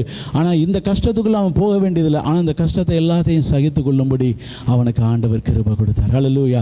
அவனுக்கு அந்த சோதனை வந்துச்சு. ஆனால் தாவீதுக்கு வந்த சோதனையில் அவன் விழுந்து போயிட்டான், ஆனால் சுய இச்சையில் விழுந்து போயிட்டான். ஆனால் இங்கே பார்த்தீங்கன்னா யோசேப்பு அவன் அதை காத்து கொண்டான், பரிசுத்தத்தை காத்து கொண்டான் என்று சொல்லி நம்ம பார்க்குறோம். நம்ம சோதனைகள்லாம் நம்மளுக்கு தேவையில்லாத இன்விடேஷன் வரும். வாடா மச்சான் போய் தண்ணி அடிப்போன்னு சொல்லுவான். நல்லா அப்போ தான் மனம் திரும்பி ஆண்டவருக்கு ஒப்பு கொடுத்து ஆண்டவர் பிள்ளை ஒழுங்காக இருக்கும். ஆனால் இங்கே உலகத்தானா இருக்கிறவன் கூப்பிட்டுக்கிட்டே இருப்பான், வா தம் அடிப்போம் போ, வான்னு சொல்லி கூப்பிட்டுட்டு இருப்பாங்க. எதுக்காக சொல்கிறேன்னா, ஆண்டவருக்கு ஒன்ஸ் நீங்கள் ஒப்பு கொடுத்துட்டிங்கன்னா ஒப்பு கொடுத்தது தான். பலிபீடத்தில் உங்களை வச்சாச்சு முடிஞ்சு. திருப்பிலாம் இறங்கி நான் வந்துக்கிறேன் ஆண்டவரை, அப்போ இறங்கி போய்க்கிருவேன் அப்படின்லாம் சொல்ல முடியாது. பலிபீடத்தில் நீங்கள் உங்களை வச்சுட்டிங்கன்னா தட்ஸ் இட், நீங்கள் ஆண்டவருக்கு ஒப்பு கொடுக்கப்பட்ட பிள்ளை. அப்போ அந்த ஒப்பு கொடுத்தலுக்கு ஏற்றவாறு நம்முடைய காரியங்களை நடப்பித்து கொள்ள வேண்டும். நம்மளுக்கு பொருள் மேலே இச்சை போகக்கூடாது. அடுத்து யாராவது ஒருத்தவங்க நல்லா இருக்கிறாங்கன்னா அவங்க மேலே இச்சை போகக்கூடாது. ஏன்னா நம்ம எல்லாருமே சமம் தான். இங்கே இருக்கிற யாருமே நீ உயர்ந்தவன் நான் தாழ்ந்தவன் கிடையாது. நம்ம எல்லாருமே ஆண்டவரோட பிள்ளைகள் தான். நம்ம எல்லாரையும் ஒன்றாய் வைத்து ஆண்டவர் பார்க்கிறவராக இருக்கிறாரு. அப்போ ஆண்டவர் பார்க்கும் பொழுது நம்முடைய இருதயத்தை, உள்ளிந்திரியங்களை ஆராய்ந்து அறிகிறவராக இருக்கிறார். அப்போ நமக்குள்ள பாவம் இருக்கக்கூடாது, பரிசுத்தம் நமக்குள்ளே இருக்கணும். அந்த பரிசுத்தத்தை ஆண்டவர் நேசிக்கிறார். ஒரு பரிசுத்தமுள்ள பிள்ளையை, அவர் பரிசுத்தமாக இருக்கிறது போல நம்மளும் பரிசுத்தமாக இருக்கணும்னு ஆண்டவர் சொல்லியிருக்கிறார் வேதத்தில். அந்த பரிசுத்துக்குள்ளே நம்ம கடந்து போகணும். இன்றைக்கி இருக்கிற நம்ம ஊர் நிலைமையெல்லாம் பார்த்தோன்னா ரொம்ப ஒரு வாலிப பிள்ளைகள்லாம் லிவிங் டுகெதர் அது நிறையா போகிறாங்க. ஆனால் இன்றைக்கி நாம் கர்த்தருடைய வார்த்தையில் நிலைத்திருக்கிற பிள்ளைகளாக நம்ம ஒரு புது ஜென்ரேஷனை கர்த்தருக்குள்ள ஒரு பரிசுத்தமுள்ள ஜாதியை நம்ம உருவாக்குகிறவர்களாக இருப்போம் என்று சொன்னால் கர்த்தர் அதில் பிரியப்படுகிறவராக இருக்கிறார். அவருடைய நாமமும் அதில் மகிமைப்படுகிறதா இருக்கிறது. அப்போ 2 எக்ஸாம்பிள் பார்த்தோம். ஒன்று கீழே விழுகிறவனாக இருக்கிறான், ஒருத்தன் பரிசுத்தத்தை காத்துக்கொள்கிறவனாக இருக்கிறான். அவன் தாவீது ராஜாவாக இருந்தாலும் பாவம் செய்தபடியினாலே கர்த்தர் அவனை சும்மா விடலை. உன்னுடைய வீட்டை நான் என்ன செய்ய போகிறேன் பாருன்னு அதுக்கு ஒரு தண்டனை ஆண்டவர் கொடுக்குறாரு. அது 2 சாமுவேலில் நீங்கள் அந்த 11வது அதிகாரத்துக்கு மேலே வாசித்தீங்கன்னா அதில் நீங்கள் பார்க்கலாம். யோசேப்பை குறித்து பார்க்கணுன்னா ஆதியாகமத்தில் 39வது அதிகாரத்தில் இப்போ 9வது வசனத்திலேருந்து 12வது வசனம் வரைக்கும் நீங்கள் அந்த காரியங்களை பார்க்கலாம். எபேசியர் 5:27 வாசிப்போம். எபேசியர் 5:27. எபேசியர் 5:27. கரைதிரை முதலானவைகள் ஒன்றும்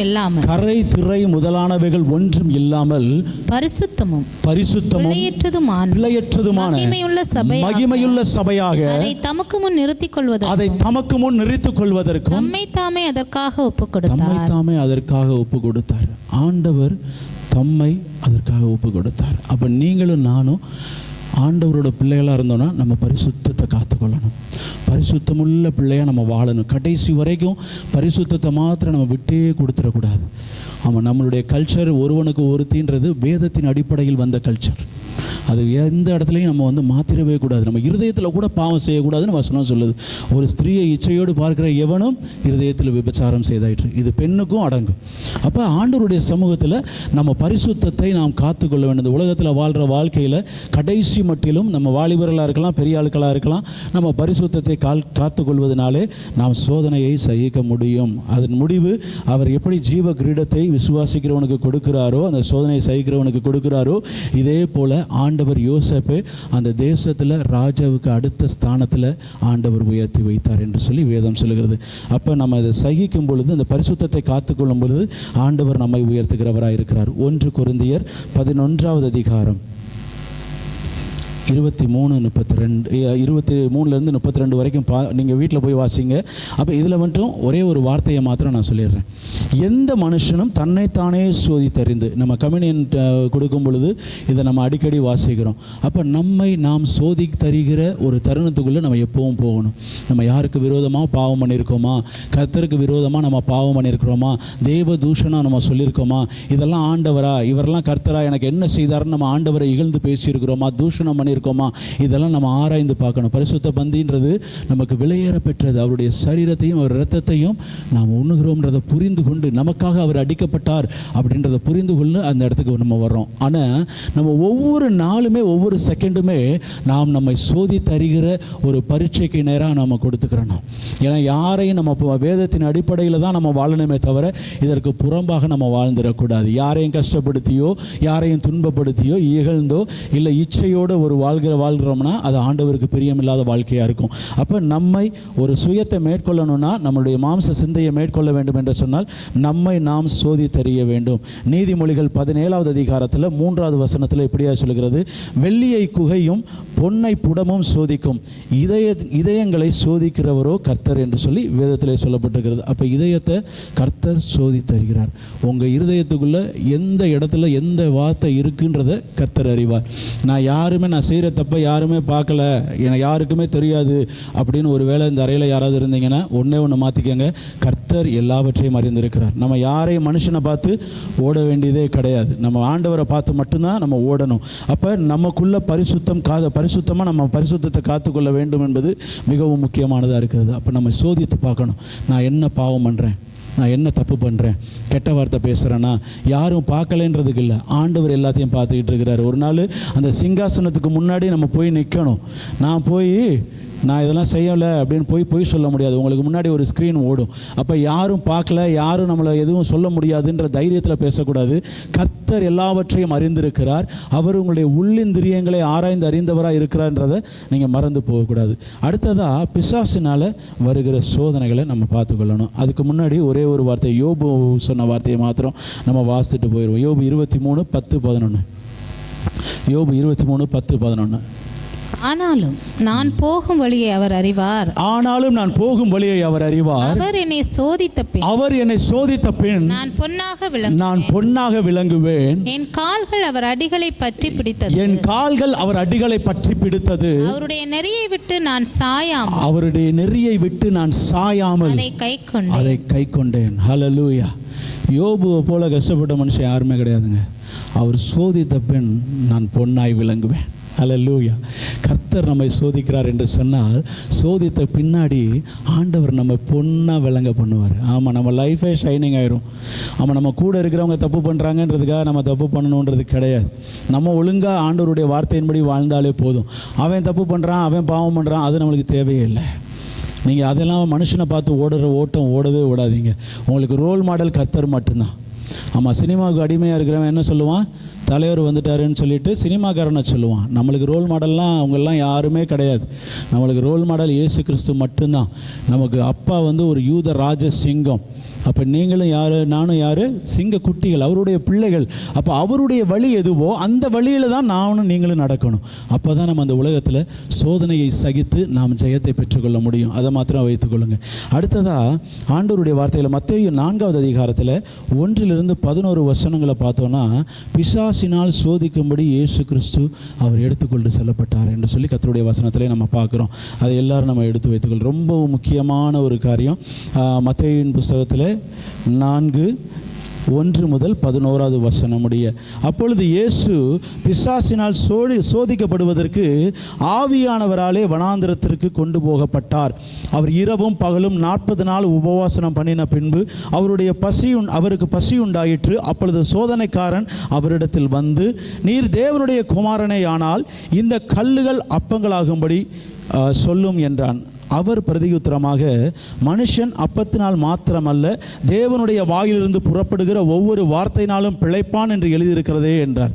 நல்லா கவனிங்க. பிசாசு இயேசுவை கூட விட்டு வைக்கல. சரியா? நம்மெல்லாம் தெளிவாக இருந்தால் தான் ஜெயிக்க முடியும். இயேசுவை கூட விட்டு வைக்காமல் இயேசு உபவாசித்து 40 நாள் இருக்கிறாரு. ரொம்ப டயர்டாக இருக்கிறாரு. இப்போது பிசாசு போய் அது கேட்குது, அந்த கற்களையில் எல்லாத்தையும் நீங்கள் அப்பமாக மாற்றுங்க அப்படின்னு சொல்லி ஆண்டவராக இயேசு கிறிஸ்துவின் இடத்துல சொல்லுகிறது.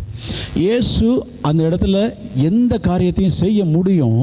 ஆனால் பிசாசுக்கு இடம் கொடுக்கக்கூடாதுன்னு வசனத்தில் ஆண்டவர் சொல்லியிருக்கிறார். அப்போ பிசாசுக்கு ஆண்டவர் சொல்லுகிற ஒரு வார்த்தை, மனுஷன் அப்பத்தினாலே மாத்திரமல்ல தேவனுடைய வாயிலிருந்து புறப்படுகிற ஒவ்வொரு வார்த்தையினாலும் பிழைப்பான் என்று எழுதியிருக்கிறது. அப்போ ஆண்டவருடைய வார்த்தையினாலே உங்களுக்கும் எனக்கும் பிழைப்பு இருக்கிறது. உங்களுடைய ஆண்டவருடைய வார்த்தையில் நீங்கள் நிற்கும் பொழுது சோதனைக்காரனை ஜெயிக்க முடியும். பிசாசை ஜெயிக்கிறதுக்கெல்லாம் நீங்கள் கத்தி கம்பளம் எடுத்துகிட்டு போய் பாடுறதுனால நீங்கள் நிற்க முடியாது.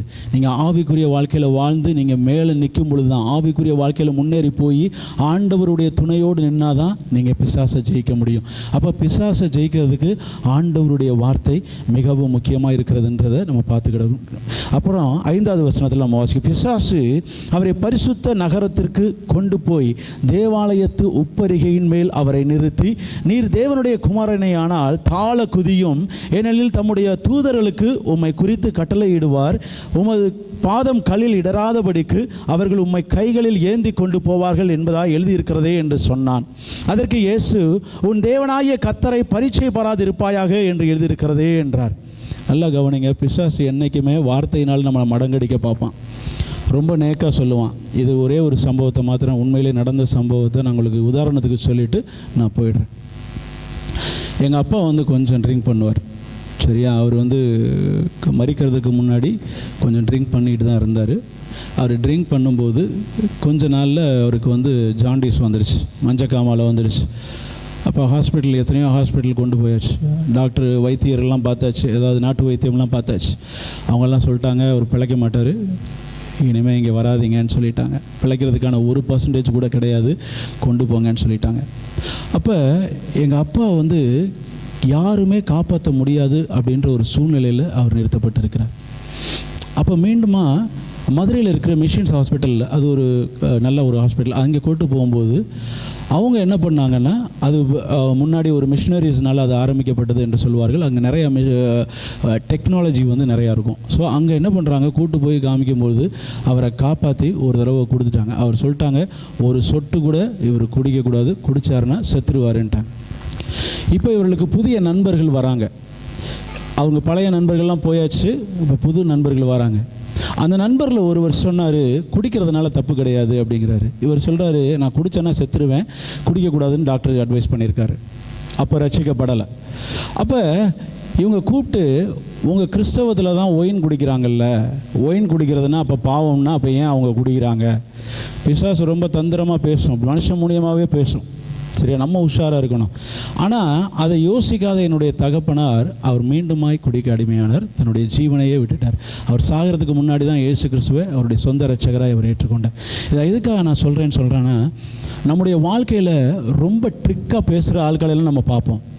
இது தப்பு இல்லைன்னு சொல்கிறதுக்கு, உங்களை எப்படியாவது அந்த பாவத்துக்குள்ளே தள்ளுறதுக்கு அவர் ஊழியக்காரனாக இருக்கலாம், இல்லை உங்களுடைய நண்பனாக இருக்கலாம், தோழியாக இருக்கலாம், நெருங்கிய உறவினர்களாக இருக்கலாம், கணவனாக இருக்கலாம், மனைவியாக இருக்கலாம். ஏதோ ஒரு சூழ்நிலையில் நம்ம பேசுகிற வார்த்தையில் அந்த இடத்துல இழுக்கப்படுகிறோம். மிகவும் ஜாக்கிரதையாக ஆண்டவருடைய வார்த்தையில் நாம் தெளிவுள்ளவர்களாக இருந்து வார்த்தையை நாம் நம்ம வார்த்தையினாலே பிசாசை நம்ம ஜெயிக்க முடியும். அப்போ ஆண்டவர் சொல்கிறார், இயேசு உன் தேவனாகிய கர்த்தரை பரீட்சை பாராதிருப்பாயாக என்று எழுதியிருக்கிறது.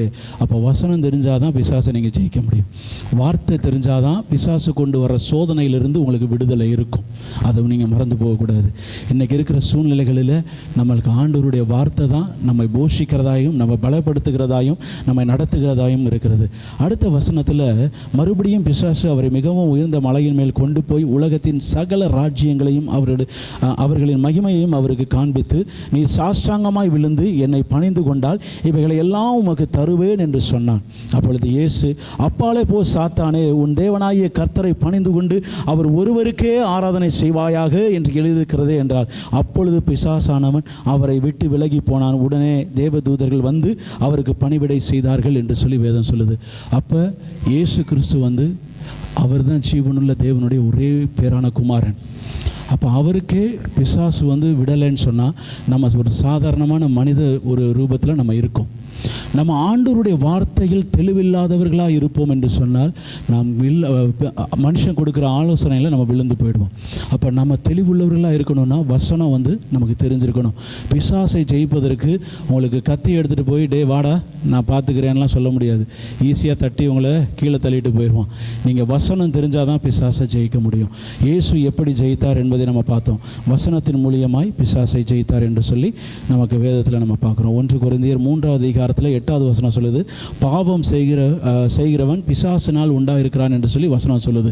அப்போ பாவம், நாம் என்ன பாவம் செய்தாலும் அந்த பாவம் செய்கிறதுனால யாருனால் நாம் உண்டாயிருக்கோம்னா பிசாசினால் உண்டாகிருக்கிறோம் என்று சொல்லி கர்த்தருடைய வசனத்தில் சொல்லப்பட்டுகிறது. அப்போ பாவம் நமக்குள்ளே இருக்கக்கூடாதுன்னு இயேசு விரும்புகிறார், நம்முடைய ஆண்டவர் விரும்புகிறாரு. நம்ம பரிசுத்தமுள்ள வாழ்க்கையை வாழணும்னு சொல்லி கர்த்தர் விரும்புகிறாரு. அப்போ அந்த வாழ்க்கைக்குள்ளே நம்ம போனால் தான் நம்ம வாழ முடியும். அடுத்து யாக்கோபு 4வது அதிகாரத்தில் 7வது வசனத்தில் சொல்லப்பட்டிருக்கிறது, பிசாசிற்கு எதிர்த்து நில்லுங்கள், அப்பொழுது அவன் உங்களை விட்டு ஓடி போவான்.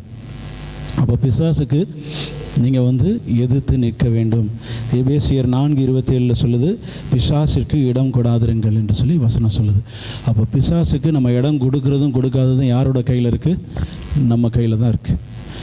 நம்மளுடைய வாய், நம்மளுடைய கண், நம்ம என்ன பேசுகிறோம், என்ன பார்க்குறோம், என்ன நினைக்கிறோம், இது எல்லாமே கர்த்தர் அறிவார். நம்ம ஜாக்கிரதையாக ஆண்டவருடைய வார்த்தையின்படி தேறினவர்களாக இருப்போம் என்று சொன்னால் பிசாசுக்கு எதிர்த்து நிற்க முடியும். நம்ம எதிர்த்து நின்னோன்னா அவன் ஓடி போயிடுவான். அதுதான் வசனம் சொல்லுது. ஆண்டவர் வந்து அப்பாலே போ சாத்தானேன்னு சொன்னார், பிசாசு ஓடிருச்சு. அப்போ ஆண்டவருக்குள்ளே அவருடைய வார்த்தையில் நீங்கள் தேறினவர்களாக இருப்பீர்கள் என்று சொன்னால் அப்போ இந்த சோதனையை, பிசாசை நீங்கள் ஜெயிக்க முடியும்னு சொல்லி கர்த்தருடைய வசனத்தில் சொல்லப்பட்டிருக்கிறது. யோவான் 13:2 கர்த்தருடைய வசனம் அப்படியே, சீமோனின் குமாரனாகிய யூதாஸ் காரியத்து அவரை காட்டி கொடுக்கும்படி பிசாசானவன் அவன் இருதயத்தை தூண்டின பின்பு. அப்போ யார் இருதயத்தை தூண்டுது? பிசாசு இருதயத்தை தூண்டினான். அப்போ இருதயத்தை தூண்டுற வரைக்கும் யூதாஸ் காரியத்தை என்ன பண்ணால் இடம் கொடுக்குறான். அதுக்கு இடம் கொடுக்குறான் அவன். அப்போ இடம் கொடுக்குறான், அதனால் அவன் காட்டி கொடுக்கறதுக்கு அவன் போகிறான், அந்த பாவத்தை அவன் செய்கிறான் என்று சொல்லி நம்ம பார்க்குறோம். அப்போ பிசாசுக்கு நம்ம இடம் கொடுக்கக்கூடாது. 2 கொரிந்தியர் 2வது அதிகாரத்தில் 11வது வசனம் சொல்லுது, சாத்தானாலே நான் மோசம் போகாதபடிக்கு அப்படி செய்தேன், அவனுக்கு தந்திரம் நமக்கு தெரியாதவைகள் இல்லவே. அப்போ பிசாசுனுடைய தந்திரங்களை நாம் தெரிந்து கொள்ள வேண்டும். எப்படி நீங்கள் பிசாசோட தந்திரத்தை தெரிந்து கொள்ளுவீங்க? வேதத்தை நீங்கள் வாசிக்கும் பொழுது பிசாசனுடைய தந்திரத்தை நீங்கள் தெரிஞ்சுக்குவீங்க. இந்த வார்த்தை உங்களுக்குள்ளே போக போக உங்களுக்குள்ள ஒரு கேள்வி வரும். கேள்வியானது கர்த்தருடைய வார்த்தையினால் வரும். அப்போ இந்த கேள்வி உங்களுக்குள்ளே வரும் பொழுது அது ஞானத்தை உண்டு பண்ணுகிறதா இருக்கிறது. கர்த்தருடைய வார்த்தை உங்களுக்கு ஞானத்தை உண்டு பண்ணும். அப்போ பிசாசின் தந்திரங்கள் நமக்கு அறிந்தவைகள் அல்லவேன்னா, அப்போ அவனுடைய தந்திரம், அவனுடைய சரக்கு எல்லாவற்றையும் நம்ம புரிந்து கொள்ளணும்னா கர்த்தரோடு நீங்கள் நெருங்கினா மாத்திரம்தான் அது செய்ய முடியும். அப்போ கர்த்தரோடு கூட நெருங்குகிற அந்த வாழ்க்கைக்கு நம்ம ஒப்பு கொடுக்க வேண்டும். ரோமர் 8வது அதிகாரம் 6 முதல் 9வது வசனம் வரை நான் இதோட முடிக்க போகிறோம். ரோமர் 8வது அதிகாரம் 6 முதல் 9 வசனம் முடிய. மாம்ச சிந்தை மரணம், ஆவியின் சிந்தையோ ஜீவனும் சமாதானமும். எப்படி என்றால், மாம்ச சிந்தை தேவனுக்கு விரோதமான பகை. அது தேவனுடைய நியாயப்பிரமாணத்துக்கு கீழ்ப்படிய கூடாமலும் இருக்கிறது. மாம்சத்துக்கு உட்பட்டவர்கள் தேவனுக்கு பிரியமாக இருக்க மாட்டார்கள். தேவனுடைய ஆவி உங்களில் வாசமாக இருந்தால் நீங்கள் மாம்சத்துக்கு உட்பட்டவர்களாக இராமல் ஆவிக்குட்பட்டவர்களாக இருப்பீர்கள். கிறிஸ்துவின் ஆவி இல்லாதவன் அவருடையவன் அல்ல என்று சொல்லி வேதம் சொல்லுது. அப்போ பரிசுத்த ஆவியினால் நிரப்பப்படுதல் மிகவும் முக்கியம். அப்போ பரிசுத்த ஆவியினால் நீங்கள் நிரப்பப்படும் பொழுது ஆண்டவர் உங்களுக்கு சொல்லிக் கொடுப்பார், இதை செய்யக்கூடாது. இதில் உங்களை கற்பித்து உங்களுக்கு நடத்த அவர் வல்லமை உள்ளவராக இருக்கிறார். மாம்ச சிந்தை மரணம், ஆவியின் சிந்தையை நம்ம நோக்கி பார்க்கும் பொழுது அது உங்களுக்கு ஜீவனும் சமாதானமாக இருக்கிறது என்று சொல்லி வசனம் சொல்லுது. அப்போ உங்களுக்கு ஜீவனும் சமாதானத்தையும் கொடுக்குற அந்த பரிசுத்த ஆவியானவரால் நிரப்பப்படுகிற அந்த வாழ்க்கைக்கு நேரம் நீங்கள் ஒப்பு கொடுக்கணும். முதல்ல நம்ம பார்த்தோம் விசுவாசத்தை குறித்து பார்த்தோம், 2வது பரிசுத்தத்தை குறித்து பார்த்தோம், 3வது கர்த்தருடைய வார்த்தையினால் பிசாசை ஜெயிக்க முடியும், 4வது பரிசுத்த ஆவியானவரால் நிரப்பப்படுவது நமக்கு மிகவும் முக்கியம். அப்போ தான் உங்களுக்கு பிசாசனுடைய சரக்கு என்னன்றது நம்மளால் புரிந்து கொள்ள முடியும், அதற்கு எதிர்த்து நிற்க முடியுன்றதை நீங்கள் மறந்துடாதீங்க. பந்தயல் சாலையில் ஓடுகிற நமக்குள்ளே இச்சை இருக்கக்கூடாது. 1 கொரிந்தியர் 9வது அதிகாரத்தில் 24-25 இப்படியாக தான் சொல்லுது. நம்ம டக்குன்னு முடிக்க போகிறோம். அடுத்ததாக பார்த்தீங்கன்னா 2 தீமோத்தேயு 4:7-8 வசனங்கள். 2 தீமோத்தேயு 4வது அதிகாரம் 7-8 2 வசனங்களை மாத்திரம் வாசிச்சுட்டு நம்ம முடிப்போம். நல்ல போராட்டத்தை போராடினேன், ஓட்டத்தை முடித்தேன், விசுவாசத்தை காத்துக்கொண்டேன். இது முதல் நீதியின் கிரீடம் எனக்காக வைக்கப்பட்டிருக்கிறது. நீதியுள்ள நியாயாதிபதி ஆகிய கர்த்தர் அந்நாளிலே அதை எனக்கு தந்தருளுவார். எனக்கு மாத்திரமல்ல, அவர் பிரசன்னமாகுதலை விரும்பும் யாவருக்கும் அதை தந்தருளுவார் என்று சொல்லி வசனத்தில் போடப்பட்டிருக்கு. அப்போ பவுல் என்ன ஓட்டத்தை ஓடி முடித்தார்? ஒரு நல்ல போராட்டத்தை ஓடி முடித்தார். நம்ம ஓடுற இந்த ஓட்டத்தில் ஒரு நல்ல ஓட்டத்தை போராடி முடிக்கணும்னா இந்த சோதனைகளின் வழியில் நம்ம நடத்தப்படும் பொழுது இந்த சோதனை யாரால் வருகிறது என்பதை நம்ம புரிந்து கொள்ள வேண்டும். விபச்சாரம், வேசித்தனம், இன்னுமா கள்ள தொடர்பு, இது எல்லாமே பார்த்தீங்கன்னா பிசாசனுடைய சரக்கு, மனுஷனுடைய சுயத்தினால் விழுகிற காரியங்கள்.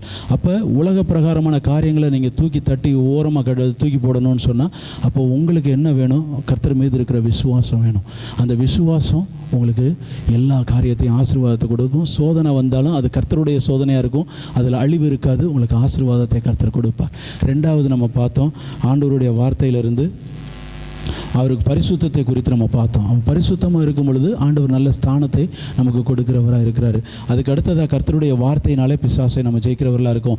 பரிசுத்த ஆவியினால் நிரப்பப்படுகிறதுனாலே மாம்ச சிந்தையிலிருந்து நமக்கு ஒரு விடுதலை கிடைக்கிறது. ஆவியின் சிந்தையில் நாம் நடத்தப்படும் பொழுது நம்ம ஆவிக்குரிய வாழ்க்கையில் கர்த்தரை நெருங்கி இருக்கும் பொழுது அந்த சோதனைகளிலிருந்து நாம் தப்பிக்கொள்வதற்கு ஆண்டவர் வழி செய்கிறவராக இருக்கிறார் என்று சொல்லி வசனத்தில் பார்க்குறோம்.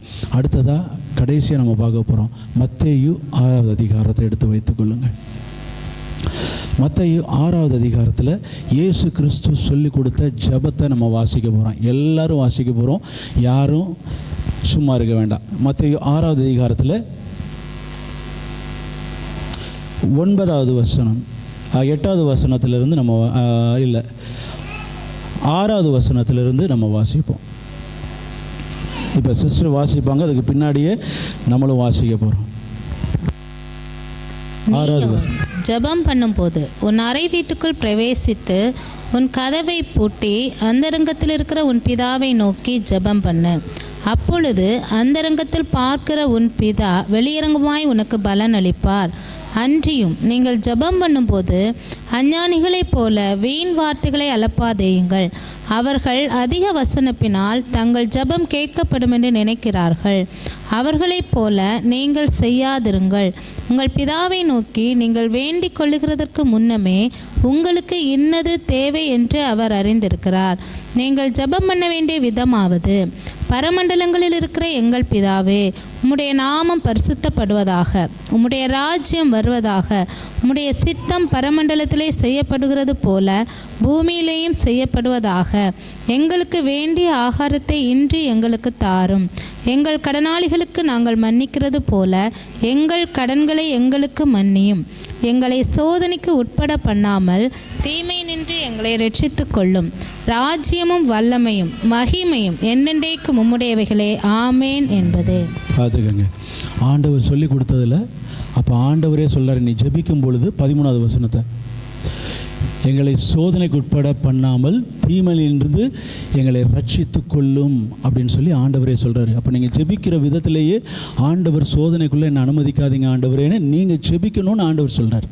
அப்போ நம்முடைய வாழ்க்கையில் சோதனைக்குள்ளே நம்ம எப்படி போகிறோம், இது வரைக்கும் நம்ம எப்படி போயிருக்கோன்றதை இன்றைக்கி நைட்டு நீங்கள் யோசித்து பாருங்கள். உங்கள் வீட்டுக்கு நீங்கள் போகும்பொழுது நல்லா சாப்பிட்டு கொரட்டை விட்டு தூங்காமல் ஒரு 5 நிமிஷம் உட்காந்து ஆண்டவருக்கு முன்னாடி இத்தனை வருஷம் நம்ம வாழ்ந்துருக்கிறோம், நம்ம என்ன சோதனையெல்லாம் கடந்து வந்திருக்கிறோமோ அது எப்படி வந்துச்சு, நம்ம எப்படி இருந்து நம்ம அதில் நடந்தோன்றதை கொஞ்சம் யோசித்து பாருங்கள். ஆண்டவர் வைத்திருக்கிற பந்தி மிக பெருசு. இந்த பரிசுத்த வார்த்தையில் நம்ம நடந்துக்கிட்டோன்னா நம்ம பிசாசை ஜெயிச்சிருவோம். இந்த பரிசுத்தமுள்ள வார்த்தையில் நம்ம நிலச்சி நின்னோன்னா இந்த உலகத்தில் இருக்கிற எந்த பாவமாக இருந்தாலும் நம்ம வீட்டுக்குள்ளேயோ நம்ம எல்லைக்குள்ளேயோ நுழையாது. எந்த பிசாசும் நம்மளை ஒன்றுமே செய்ய முடியாது. ஏன்னா பிசாசை மேற்கொள்கிறது எப்படின்றத ஆண்டவர் நமக்கு கொடுத்துருக்கிறார். அந்த சோதனையை எப்படி நீ மேற்கொள்ளணும், அவன் கொண்டு வர சோதனையை எப்படி நீ மேற்கொள்ளணும்னு சொல்லி ஆண்டவர் நமக்கு கற்றுக் கொடுக்கிறவராக இருக்கிறாரு. நம்ம ஒரு நிமிஷம் இருக்கிற இடத்துலேருந்து எழுந்து நின்று ஆண்டவருடைய கரத்தில் ஒப்பு கொடுப்போமா? ஆண்டவருடைய வார்த்தை அது புடமிடப்பட்டதாக இருக்குது. இருபுறமும் கருக்குள்ள பட்டயம்னு சொல்லி கர்த்தருடைய வசனம் சொல்லுது. ஒரு நிமிஷம் தலைகளை தாழ்த்து கண்களை மூடி ஆண்டவருடைய சமூகத்தில் கொஞ்சம் உங்களை ஆராய்ந்து பார்ப்பீங்களா? நம்ம கடந்து வந்த பாதைகளில் நம்முடைய தேவைகள் முடக்கப்பட்டு இருக்கலாம். இன்னைக்கு ஆண்டவர் நமக்கு கொடுத்த வார்த்தைக்காக ஸ்தோத்திரம் சொல்லுவோம். ஸ்தோத்திரம் ஸ்தோத்திரம் ஸ்தோத்திரம். அவர் உங்களுக்கு கற்றுக் கொடுத்த வார்த்தைகளுக்காக ஸ்தோத்திரம் சொல்லுவோம். ஸ்தோத்திரம் ஸ்தோத்திரம் ஸ்தோத்திரம். ஆண்டவர் உங்களுக்கு வைத்திருக்கிற பந்திக்காக ஸ்தோத்திரம் சொல்லுங்கள். ஸ்தோத்திரம் ஸ்தோத்திரம் ஸ்தோத்திரம். ஆண்டவர் வைத்திருக்கிற அந்த ஆசீர்வாதத்திற்காக ஸ்தோத்திரம் சொல்லுங்கள். ஸ்தோத்திரம் ஸ்தோத்திரம் ஸ்தோத்திரம் ஸ்தோத்திரம். ஆண்டவருடைய கரத்தில் அர்ப்பணிப்போமா? இந்த ஒரு விஷயம் ஆண்டவருடைய சமூகத்தில் ஒரு நல்ல போராட்டத்தை நான் போராடணும். ஆண்டவரே, நான் பிசாசு என் இடத்துல வரும்போது நான் விழுந்து போயிடக்கூடாது. ஆண்டவருடைய பிரசன்னம் இந்த இடத்துல இருக்கிறது. ஆண்டவர் உங்களோடு கூட பேசி இருக்கிறார். இந்த உலகத்தை நீ ஜெயிக்கணுமா? இன்னைக்கு ஆண்டவர் உன்னோடு கூட இடைப்பட்டு இருக்கிறார். என் மகனே, என் மகளே, அவருடைய வார்த்தையை கை கொள்வாயா என்று சொல்லி ஆண்டவர் உடைய சமூகத்தில் அழைவார். இன்றைக்கு இந்த இடத்துல கடந்து வந்திருக்கிறார். அவர் வார்த்தைக்கு ஆண்டவருடைய வார்த்தைக்கு வல்லமை உண்டு. அவருடைய வார்த்தையில ஜீவன் இருக்கிறது. அவருடைய வார்த்தை உங்களை பிழைக்க செய்யும். அவருடைய வார்த்தை பிசாசனுடைய தந்திரங்களை நொறுக்கி போடும். அந்த வார்த்தையினாலே, அவருடைய அபிஷேகத்தினாலே பிசாசு உங்களை நெருங்காதபடி ஆண்டவர் வேலை அடைத்து பாதுகாத்து கொள்ள முடியும். பிசாசு உங்களை பாவம் பண்ணுன்னு தூண்டுறதோ இல்லை உங்களுடைய சுய இச்சையினால பாவம் பண்ணுறதோ இனி என்னுடைய வாழ்க்கையில் இருக்காத ஆண்டவரே, ஆண்டவர் இடத்துல ஒப்பு கொடுக்குறீங்களா? இன்னைக்கு நீங்கள் ஒப்பு கொடுங்க. உங்களுடைய எல்லை முழுவதும் தேவனுடைய பிரச்சனை இறங்கி வரட்டும். நீங்கள் ஒப்பு கொடுங்க. நான் பாவத்துக்குரியவன் அல்ல, பாவத்துக்குரியவள் அல்ல, நான் பரிசுத்தத்துக்குரியவன் என்று சொல்லி ஆண்டவருடைய கரத்தில் நீங்கள் ஒப்பு கொடுப்பீங்கன்னா உங்கள் மேலே பரிசுத்த ஆவியானவர் அசைவாடுவார். உங்கள் எல்லை முழுவதும் கர்த்தர் பாதுகாத்து கொள்ளுவார். உங்கள் எல்லைக்குள்ள பிசாசு தந்திரமா நுழைய முடியாது. உங்கள் எல்லை முழுவதையும் கர்த்தர் எல்லா இடத்துலையும் வேலையடைத்து பாதுகாத்து கொள்ளுவார். ஓ ரபா ஷலத ரந்தனி கடமனது ரிபகல மூஷலத ரந்தனி கடமனதர கபலது ரிமந்தனி யோகல பூஷபலதர கபலது. திராணிக்கு மேலாக சோதிக்கப்பட ஒரு நாளும் இடமாட்டார்.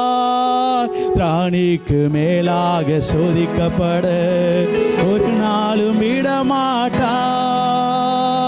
தாங்கிடும் பலன் தருவார், தப்பி செல்ல வழி செய்வார்.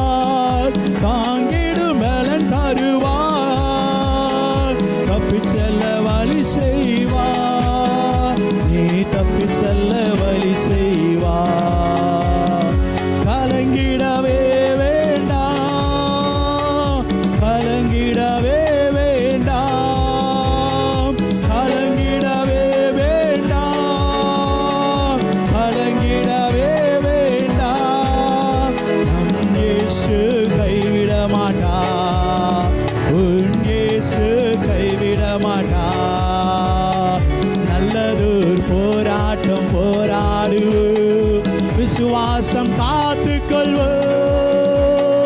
நல்லதொரு போராட்டம் போராடுவோம், விசுவாசம் காத்துக்கொள்வோம். நீதியின் கிரீடம் நமக்கு உண்டு, நேசர் வருகையில் தந்திடுவார். நீதியின் கிரீடம் நமக்கு உண்டு, நேசர் வருகையில் தந்திடுவார். நம் நேசர் வருகையில் தந்திடுவார். கலங்கிடவே வேண்டாம், கலங்கிடவே வேண்டாம், கலங்கிடவே வேண்டாம், கலங்கிடவே வேண்டாம். நம் இயேசு கைவிட மாட்டார், நம் இயேசு கைவிட மாட்டார். பிராணிக்கு மேலாக சோதிக்கப்பட ஒரு நாளும் விடமாட்டார். பிராணிக்கு மேலாக சோதிக்கப்பட ஒரு நாளும் விடமாட்டார். தாங்கிடும் பலன் தருவார், தப்பிச் செல்ல வழி செய்வார். தாங்கிடும் பலன் தருவார், தப்பிச் செல்ல வழி செய்வார். நீ தப்பிச் செல்ல வழி செய்வார், நீ தப்பிச் செல்ல வழி செய்வார். கலங்கிடவே வேண்டாம், கலங்கிடவே வேண்டாம், கலங்கிடவே வேண்டாம், கலங்கிடவே வேண்டாம். நம் இயேசு கைவிட மாட்டார், உன் இயேசு கைவிட மாட்டார். நல்லதொரு போராட்டம் போராடுவோம், விசுவாசம் காத்துக்கொள்வோம். நல்லதொரு போராட்டம் போராடுவோம், விசுவாசம் காத்துக்கொள்வோம். நீதியின் கிரீடம் நமக்கு உண்டு, நேசர் வருகையில் தந்திடுவார். நீதியின் கிரீடம் நமக்கு உண்டு, நேசர் வருகையில் தந்திடுவார். நேசர் வருகையில் தந்திடுவார். கலங்கிடவே வேண்டாம், கலங்கிடவே வேண்டாம், கலங்கிடவே வேண்டாம், கலங்கிடவே வேண்டாம். நம் இயேசு கைவிட மாட்டார், உன் இயேசு கைவிட மாட்டார். உங்கள் துக்கம் சந்தோஷமாய் மாறு, உங்கள் கவலைகள் கண்ணீர் எல்லாம் மறைந்துவிடு. உங்கள் துக்கம் சந்தோஷமாய் மாறு, உங்கள் கவலைகள் கண்ணீர் எல்லாம் மறைந்துவிடு.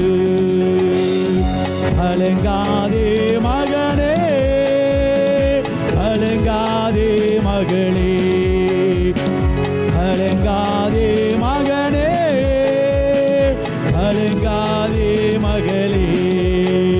உன் இயேசு கைவிட மாட்டார், நம் இயேசு கைவிட மாட்டார். உன் இயேசு கைவிட மாட்டார், நம் இயேசு கைவிட மாட்டார். ஆண்டவருக்கு கரந்தட்டு கொடுத்து, ஆண்டவரே நீர் கொடுத்த வார்த்தைக்காக உமக்கு நன்றி என்று சொல்லி, ஓ ரிபா கடபா ஷலத ரந்தனி கடபலது. ஆண்டவரே நீர் பேசின வார்த்தைகளுக்காக உமக்கு நன்றி ஆண்டவரே. ஓ எங்களுடைய பரிசுத்தத்தை காத்துக்கொள்ளும்படியாய் என் தேவன் எங்களோடு கூட இருக்கும்படியாக நாங்கள் ஜெபிக்கிறோம். அசுத்த ஆவியோடு ஆண்டவரே, அசுத்த வார்த்தைகளோடு ஆண்டவரே எங்களிடத்தில் யாரும் அணுகாதபடிக்கு தேவன் பாதுகாப்பை கட்டளையிடும்படியாக நாங்கள் ஜெபிக்கிறோம். ஓ இந்த அறையில் இருக்கிற உம்முடைய பிள்ளைகள் மீது இயேசுவின் ரத்தத்தை தெளிக்கிறோம். அவிசுவாசமாக இருக்கிற பிள்ளைகளுக்கு ஆண்டவரே விசுவாசத்தினால நிறைக்கும்படியாக உம்முடைய கரத்தில் ஒப்புக் கொடுக்கிறோம். இயேசுவின் நாமத்தினாலே எல்லா நெகட்டிவ் தாட்ஸ் வெளியேறும்படியாக நாங்கள் ஜெபிக்கிறோம் ஆண்டவரே.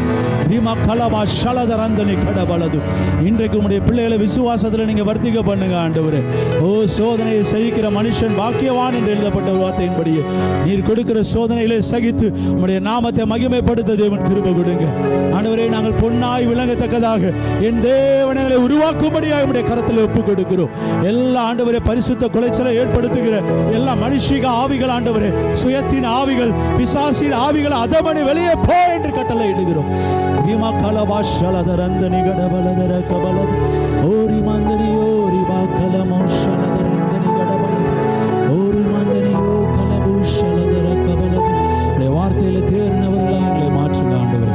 பரிசுத்த ஆவியானவரால் நிரப்பப்படட்டும் ஆண்டவரே. யாரெல்லாம் இன்றைக்கு ஆண்டவரே உண்மை உண்மையாய் தேடி ஆண்டவரே இந்த வார்த்தைகளுக்கு ஒப்பு கொடுத்திருக்கிறார்களோ, என் தேவன் அவர்களை கனம் பண்ணும்படியாய் அவர்களை சந்திக்கும்படியாக நாங்கள் ஜெபிக்கிறோம்.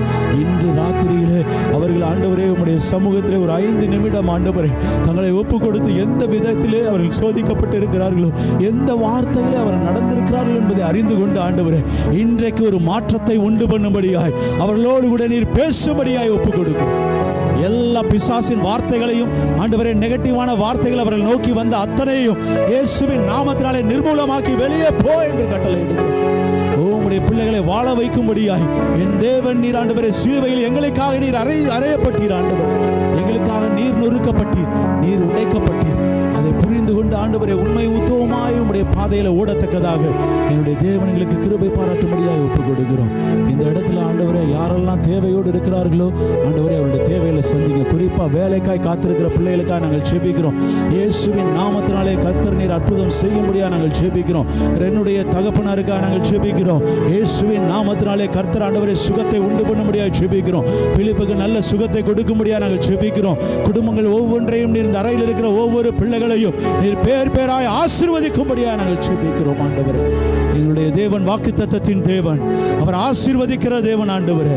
உமக்கு பயந்த பிள்ளைகளுக்கு ஆண்டவரே நீர் அடைக்கலமாக இருந்து நீர் எல்லைகளை விரிவாக்கி ஆசீர்வதிக்கிற தேவன் என்பதை அறிந்தவர்களா இதோ உம்முடைய கரத்தில் ஒப்புக் கொடுக்கிறோம்.